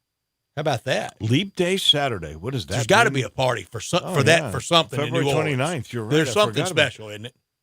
Well, when the rare Leap Day falls on a Saturday. Well, that's already Mardi Gras, isn't it? Exactly. Oh, you'll be so right. This is like super Mardi Gras. Dave, don't be drunk on there, okay? I can't do that. I couldn't do that in my younger days, let alone my older days. You've never done that. I was joking. So then revenge against Wichita State at home, and then on the road, Houston, Texas, last game before the conference championship, and loss. I've got a loss as well. Group loss. Well, we were predictable. So you got 3 losses. Yes, but the Houston one was my hunting one. Yeah. The one I had to go hunting for. So you're 28-3. 28-3. I'm 27-4. 26-5. I've got them 15-3 in the American. I've got them 18-0 at home, 8-5 on the road. So what is your record? What seed? 3 seed. What's your seed? Well, some of that will depend on what they do in the tournament. I think they'll win the tournament on a neutral. I do too. So that's another 3 wins, right? Mm-hmm. Yeah, 3 wins. So that's 29 wins. Yeah, I think a 3 seed. That's probably right. I think they will be the first 2 seed, and here, seriously, this is my Final Four. It's not just my Michael Corleone revenge tour either. My Final Four: Kentucky, Kansas, Louisville, Memphis. Kentucky, Kansas, Louisville. That would be great. Paul Rogers and I would have such a good time. Kentucky, Kansas, Louisville, and the Tigers. Who plays the first semifinal game? Is that Penny against Cal? Boy, would that be fun. Let's go U of L Tigers and KU UK in the nightcap. Get rid of one of those teams. I'm not sure Kansas is good enough, honestly. A lot going on around them, too. Gotta be. I mean, don't you that will think build with the Bill year, too. Self has to be feeling pressure? He's a calm and cool, collected person. We should have asked Mike DeCourcy about that, really, since he was there last night with him. But that's got to be eating them up inside because you know, no matter what's happening here, part of that really clean kind of a guy, great. It's been destroyed. His legacy's been tarnished. It has. There's no doubt. Now, if the Tigers are indeed the first 2 because of the pods, that would be starting in St. Louis, really, regardless of their seed. I hope so. They could pod them there. Really and truly, for fans. When you said this, because I've looked at these mocks, and maybe they're not seated high enough to to have the clout to get there, but it makes the most sense if the NCAA is interested in making money, and I know they are. Oh, they are. To not put them St. Louis to start, Houston 2. If they're the first Atlanta. 2, they're Houston. Oh, yeah. Well, it only makes sense. If they're 3, that could get squirrely. They could be sent out there wherever. 3 as y'all have them. Well, that depends on what teams above do. You know, other teams can lose, too. That's right. But a St. Louis, Houston, Atlanta Final Four route. Whew, man, would that be fun? We'd start, you and me, we'd have to sort of replicate what we did for the World Series. When we ate our way through the hill on those rain-out days. Exactly. That was medieval feast. That was great, wasn't it?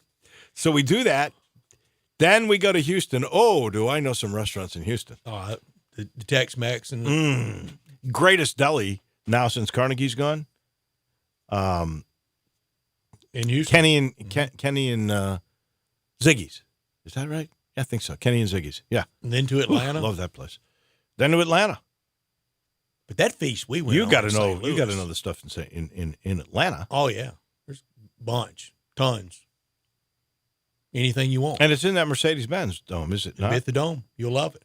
I've not been in that dome. I hadn't been to a sporting contest there. They had it open one night for SEC Media Days there, and it's spectacular. We watched, with the All-Star game, we watched the baseball All-Star game that night at that party. This could be the year where I see 2 stadiums that I really want to see that I've never been in. Jerry's World for the Cotton Bowl, and new December Mercedes. 28th, and the new Mercedes in Atlanta. You know, there's the Mercedes-Benz in Atlanta and the Mercedes-Benz at the Superdome. Are they playing the pods at the Jones Dome, or are they playing that in the old Checker, whatever the heck it which is? is now where the Blues what? play. Scott Trade? Scott Trade, whatever new. it is. Yeah. It's not new. It's No, an it's not. old place. But it was nice when it was built. When it first opened, When it was late 80s. like in the 70s. No. It's different than that. Savis, Scott Trade, it's different. No, I remember when they opened up the new one. Yeah. Well, we used to play St. Louis in that building. Sure. When they were in our league. Now they've moved to an on-campus place. Did you know? Well, the women do. I think SLU's the men on play campus some too. games They're at the I think they play big games. Chaffetz Center. Yeah. Chaffetz Arena. Something like that. But I think they play big games at the dome, whatever they call that, where the Blues play. Man, that was fun. So, by the way, Ye Old Steakhouse is still open. Oh, good. Good. You know what? I'm going to be there. Man, I'll I'm be there too, starving. Dave, and I'll happily let you pay the check. I'm sure Oh, you Dave will. will take care of I'm that. sure that you will. And we've talked some great food fun. places today. Gosh, I'm looking over there. I'm almost seeing George Lapidus right there. I've had as much fun at Ye Old Steakhouse as you can have. Man, what a fun, festive place on Tennessee football Friday night. No. Yeah, you're right. And it's And it packed, feels and everybody's excited. Everybody's excited. They play Rocky Top. I wonder if they're still. Well, you know what? They're constantly excited in there. because now they're thinking, hey, Jeremy's bringing us back, baby. We're going to be at a bowl. I like the song Rocky Top. You know, just as a song, it did not debut until the late 60s. Oh, no. It was not their fight song. It's still not their fight song. Well, the lyrics are not the most inspiring lyrics in the world. They get a little different. The tune itself is great. It is. I really do. I think it's a great song. I'm with you. I hate hearing it a lot if you're at a football game because that means they're You're getting scoring a pounded. bunch. You know what? Look, I was on the receiving end of I 52-10 the last time I was there with Ole Miss at Neyland Stadium. Ooh. We heard it a bunch. I got to tell you, Memphis could actually end up playing Tennessee in the AutoZone Liberty Bowl. That's not out of the realm of possibility. That would be fun. That'd be okay. Not where you want to be, though. Not like playing in the Cotton Bowl, which is absolutely positively the goal right now. We got to take a break. I'll let you know this portion of the show is brought to you by Conway. Conway Services, heating, cooling, plumbing, electric, and also the place that gives back. They give back in so many different ways. This new thing they are committed to is to joining St. Jude in the fight against childhood cancers with a buyback promotion, which they donate a portion of all the systems replaced to St. Jude Children's Hospital. It's buyback days, basically. We'll buy back your repair bill up to $1,500 toward the purchase of select Carrier Infinity systems. That's right. They buy back your repair up to $1,500, even if they didn't do the repair. Just show the repair bill from another company. They buy back the repair when you're making the deal for the new system. How about that? And they're giving back to St. Jude. All you got to do is make a call, 384-3511. Get the new system, get a $1,500 buyback, and give to St. Jude. All in one quick motion with Conway Services, heating, cooling, plumbing, and electric. Back in just a minute. We got Crunch Time coming your way on Sports Time with Wolo and Stats.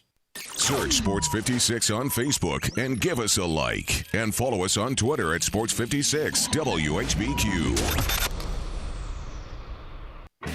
I'm here with the great Pat Donahue from the Rendezvous Restaurant Shipping Department. Thanks, Brett. We've been shipping our ribs all over the country now for decades from our USDA-inspected shipping kitchen in the Pinch District. We hand-cook our ribs in pits that Mr. Charlie built over charcoal, just like they do at the restaurant. What comes in a rib box? We could do pork shoulder, we could do ribs, our sauce, seasoning, baked beans, coleslaw. We'll even throw in Pancho's cheese dip with our nacho boxes. We also put a bag of Rendezvous seasoned popcorn, heating instructions, some chef hats, some wet naps. We ship our ribs overnight, exclusively FedEx. And we don't ever want to use styrofoam, so we use corrugated cardboard, actually 2 boxes that fit nice together, so the ribs get to you, your loved ones, or your clients in a safe, wholesome manner. Are y'all gearing up at the Rendezvous for the holiday season? We've got ribs, shoulders, nacho boxes. We're stacking them high. The elves are working hard getting ready for the Christmas season. You can go to www.hogsfly.com or give us a call at 1-888-464-7359. Charlie Burgos' Rendezvous Restaurant in the alley since 1948. Hi, this is Troy Five Ash, owner of Five Ash Roofing. It is that time of year where the weather is unpredictable, and given the recent storms, it's a good time to discuss insurance claims. So here's a few things you should know. Always hire a local contractor, because if you have a problem with your roof down the road, you want to be able to find him. Never allow anyone to pressure you into signing a contingency contract. They're used as sales tools, making you feel committed, and the truth is, those contracts are not worth the paper they're written on. Be careful of door-knocking salesmen. Some are reputable, but many are not. They canvass the neighborhood and tell everyone to file a claim, working the percentages and not caring if you file a claim even when they know the likelihood of it being approved is low. Some will even damage your roof, hoping to convince the adjuster it's storm damage. That's fraud, and contractors have gone to jail for that. So do your research and know who you're hiring. Five Ash Roofing, the official roof of the University of Memphis Athletic Department. Fair, honest, and ethical. 367-0050 or memphisroofer.com. Five Ash Roofing, it's what we do. We're here for you. Bartlett Small Engine has been serving quality power equipment since 1970. They have a full line of power equipment, parts, and services for most makes and models. Bartlett Small Engines has the best brands in the power tool industry: Honda mowers, trimmers, and generators, Steel blowers, trimmers, and chainsaws, Echo trimmers, blowers, and chainsaws, plus quality products from Red Mat and Shindawa. And they're all American made. Bartlett Small Engine is your can-do store. 6780 Summer Avenue. Call 901-386-9779. Pop the top on your next party. 34 North Cocktails. Available in Memphis now. Great for football grove parties, around the hunting campfire, and when you get home, entertain friends. Pop a premium can of Barrel Thief. Tastes just like an old-fashioned Barrel Thief made with aged bourbon, bitters, a hint of orange, a touch of vanilla, 15% ABV. Then, for you vodka lovers, try Sneaky Pucker, a refreshing lemonade premium vodka cocktail, 12.5% ABV. Made with super premium vodka, lavender, simple syrup, and lemonade. Delicious and smooth. Let the party begin with 34 North Cocktails. Welcome back to Sports Time with Wolo and Stats. This hour of Sports Time is brought to you by DeSoto Auto Sales. Here once again are Dave Woloshin and Brad Norsworthy.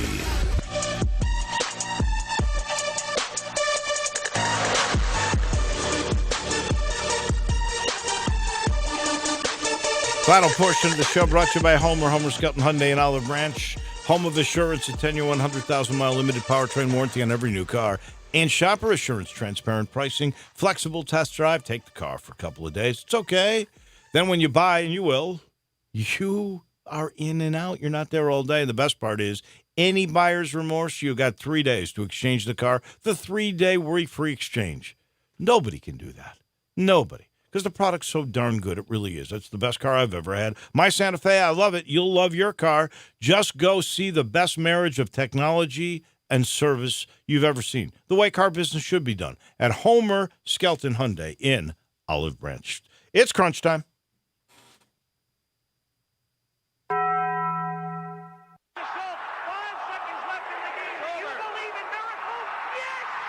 This is Geraldo. It is crunch time. You are looking live. It's crunch time. In your life have you seen anything like that? We'll take questions again for the student athletes at this time, please. He's a professional. He's pretty classy for his age. In the crunch time, that's the frustrating part. Little Penny could make some appearances this year. Okay, I'm not huge into stats. Has it always been this way? It's crunch time, so I got a different mind state. What's happening, big dog? How you doing? Is this thing working? Immediately when the buzzer sounds, he lets out this shriek. He throw those ears for him. He was in stroke mode. It's obviously crunch time. Time for Taco Bell Crunch Time. Taco Bell, home of the crispy tortilla chips, topped with a double portion of either seasoned beef or shredded chicken, plus refried beans, nacho cheese sauce, reduced fat sour cream, guacamole, and a 3-cheese blend. Nachos Bel Grande, heaping portion of chips, topped with ground beef, tomatoes, beans, nacho cheese sauce, and a dollop of sour cream. Taco Bell, home to great food you get on your way home real fast, and they bring you crunch time every day. Well, I learned that the first college football playoff ranking that release always brings out the outrage crowd from some, not everyone, and it really doesn't matter. Play ball, win games. Baylor and Minnesota keep on winning. I don't know if it was really fair on them last night, but whatever. It'll play out. Outraged, I'm not. Also, Nate Oates learned. You want a tough, boot leather, tough job? Try being the basketball coach at Alabama, especially during this football dynasty. It's not easy. By the way, I'm with you. I think the College Football Playoff Association got it right. Mostly. I really do. And you know what? It's all going to play out because they know what's ahead. It does play itself out. Good news. I like this. Nick Saban, Tua, progressing. Looks like he's going to play this coming Saturday. Don't we all want to see the best against the best? And I just learned this thanks to Matt Dillon. Illinois Chicago did not play 4 of their 5 starters in a slight win over Olivet Nazarene, which means who's coming on Friday? What were they doing? Were they going through load management? All right. What are they resting for? This load management thing's just garbage. Me. Just garbage. Russell Westbrook, they should be play ashamed. ball. 5th game of the year, they should be ashamed of themselves. They really should. I mean, NBA needs to crack down on that. They do. I could have done without whoever Evander Kane is. Y'all claim y'all know who he is. Patrick Kane's brother. Sure. He plays hockey for who? San Jose Sharks. Okay. He took out $500,000 in markers in the LV in April. Again, knock, knock. Who's there? The man. You forgot the best part. He's paying. He's in the second year of a $49 million 7-year deal. He's got plenty of money coming. What's he thinking about? He owes the money. Pay it. He's too tight to pay. I don't care how tough the hockey guys think they are. He's lucky. Paying. You say the man. He's lucky it's not Guido coming. Exactly. Knock. I could have done with Who's this. there? I could have done without this because I like the University of Minnesota. I've always liked that state. I like the university. I love it. It's just so cold. I did a national championship wrestling thing there. Your boat. Well, let me tell you, that's exactly right. P.J. Fleck rode all over the University of Minnesota. Landed 10,000 lakes, Dave. And suckers, apparently, too. Can you believe that he got a extension like that based on what he's done now? And you know what's going to happen, don't you? On Saturday, Penn State's going to beat the you-know-what out of them. You know the highest it got the week we were there for the Super Bowl? The highest. Last weekend in January. Wait. I'm going to say 15 below. No, warmer than that. Okay. I'm going to say 5 degrees. It got to 21, and you would have thought it was springtime for those people. They're used to it. They're very used to it. Keeping a close eye tonight on Maction in Athens, Ohio. Miami, Ohio against Ohio. That's a lot of O's, isn't it? Mm-hmm. And Grizzlies at FedEx Forum against Minnesota. Will Jaren Jackson play? I hope so. Load management? Well, no, he was injured this time. But you know what happened last time? He had a little thigh contusion. He was out for the rest of the year. Missed the rest of the year. Greek Freak late tonight at the Clippers. There's your NBA Finals come June. Bucks and Clippers. You might be right. We'll see. I always like watching that. Is Kawhi playing? Didn't they load management him the other day? ACC games tonight in college basketball. Ooh, we're out of time. We'll see you tomorrow. Have a great night, everybody. There's There's a new commissary in town in Collierville. Germantown Commissary is doubling. Yeah, they're still going to have the old Germantown Commissary by the tracks, but now there's a huge new Germantown Commissary in Collierville at Poplar and Houston Levee Road. It's huge, too. There's a drive-through. There's plenty of parking. No telephone pole to get in your way. A cool patio. It's right by the track, so the tradition continues. And this is a tradition that's been around forever. That commissary is famous for hickory-smoked, slow-cooked Memphis-style barbecue. They've got a private party room at the new one in Collierville. Self-catering still continues. Party packs for $5.95. Basically, the great ribs, the great pulled shoulder, the great deviled eggs. Everything is there in Collierville and Germantown now. So there is now a Germantown and Collierville style of barbecue. It's called Germantown Commissary. Pop the top on your next party. 34 North Cocktails. Available in Memphis now. Great for football grove parties, around the hunting campfire, and when you get home, entertain friends. Pop a premium can of Barrel Thief. Tastes just like an old-fashioned Barrel Thief made with aged bourbon, bitters, a hint of orange, a touch of vanilla, 15% ABV. Then, for you vodka lovers, try Sneaky Pucker, a refreshing lemonade premium vodka cocktail, 12.5% ABV. Made with super premium vodka, lavender, simple syrup, and lemonade. Delicious and smooth. Let the party begin with 34 North Cocktails. You have to be up in 5 hours, 2 hours, 6 minutes. And when you hear, you realize that you haven't slept a wink. That's why there's ZzzQuil Pure Z's, a drug-free blend of botanicals with an optimal dose of melatonin, so you can fall asleep naturally with no next-day grogginess. It's available in both liquid and gummies, tastes great, and is non-habit forming. Pick up ZzzQuil Pure Z's from the sleep experts at Vicks ZzzQuil. ZzzQuil Pure Z's, naturally superior sleep. Available at retailers near you. Dirt happens, as well as debris, dust, and damage. And when they happen to you, you need good, clean, fast service. You need Hilo Commercial Services. Hilo specializes in construction, commercial, food plant, and industrial cleaning with customized service just for you. Hilo is also an expert at high dusting to clean hard-to-reach places. When dirt happens, call Hilo Commercial Services, 901-277-6733, or visit HiloCommercial.com. Hilo Commercial Services, good, clean, and fast for you. We are Sports 56 WHBQ Memphis, WIVG-FM Tunica Memphis, and WPG-FLP Memphis, Flynn Broadcasting Stations. We are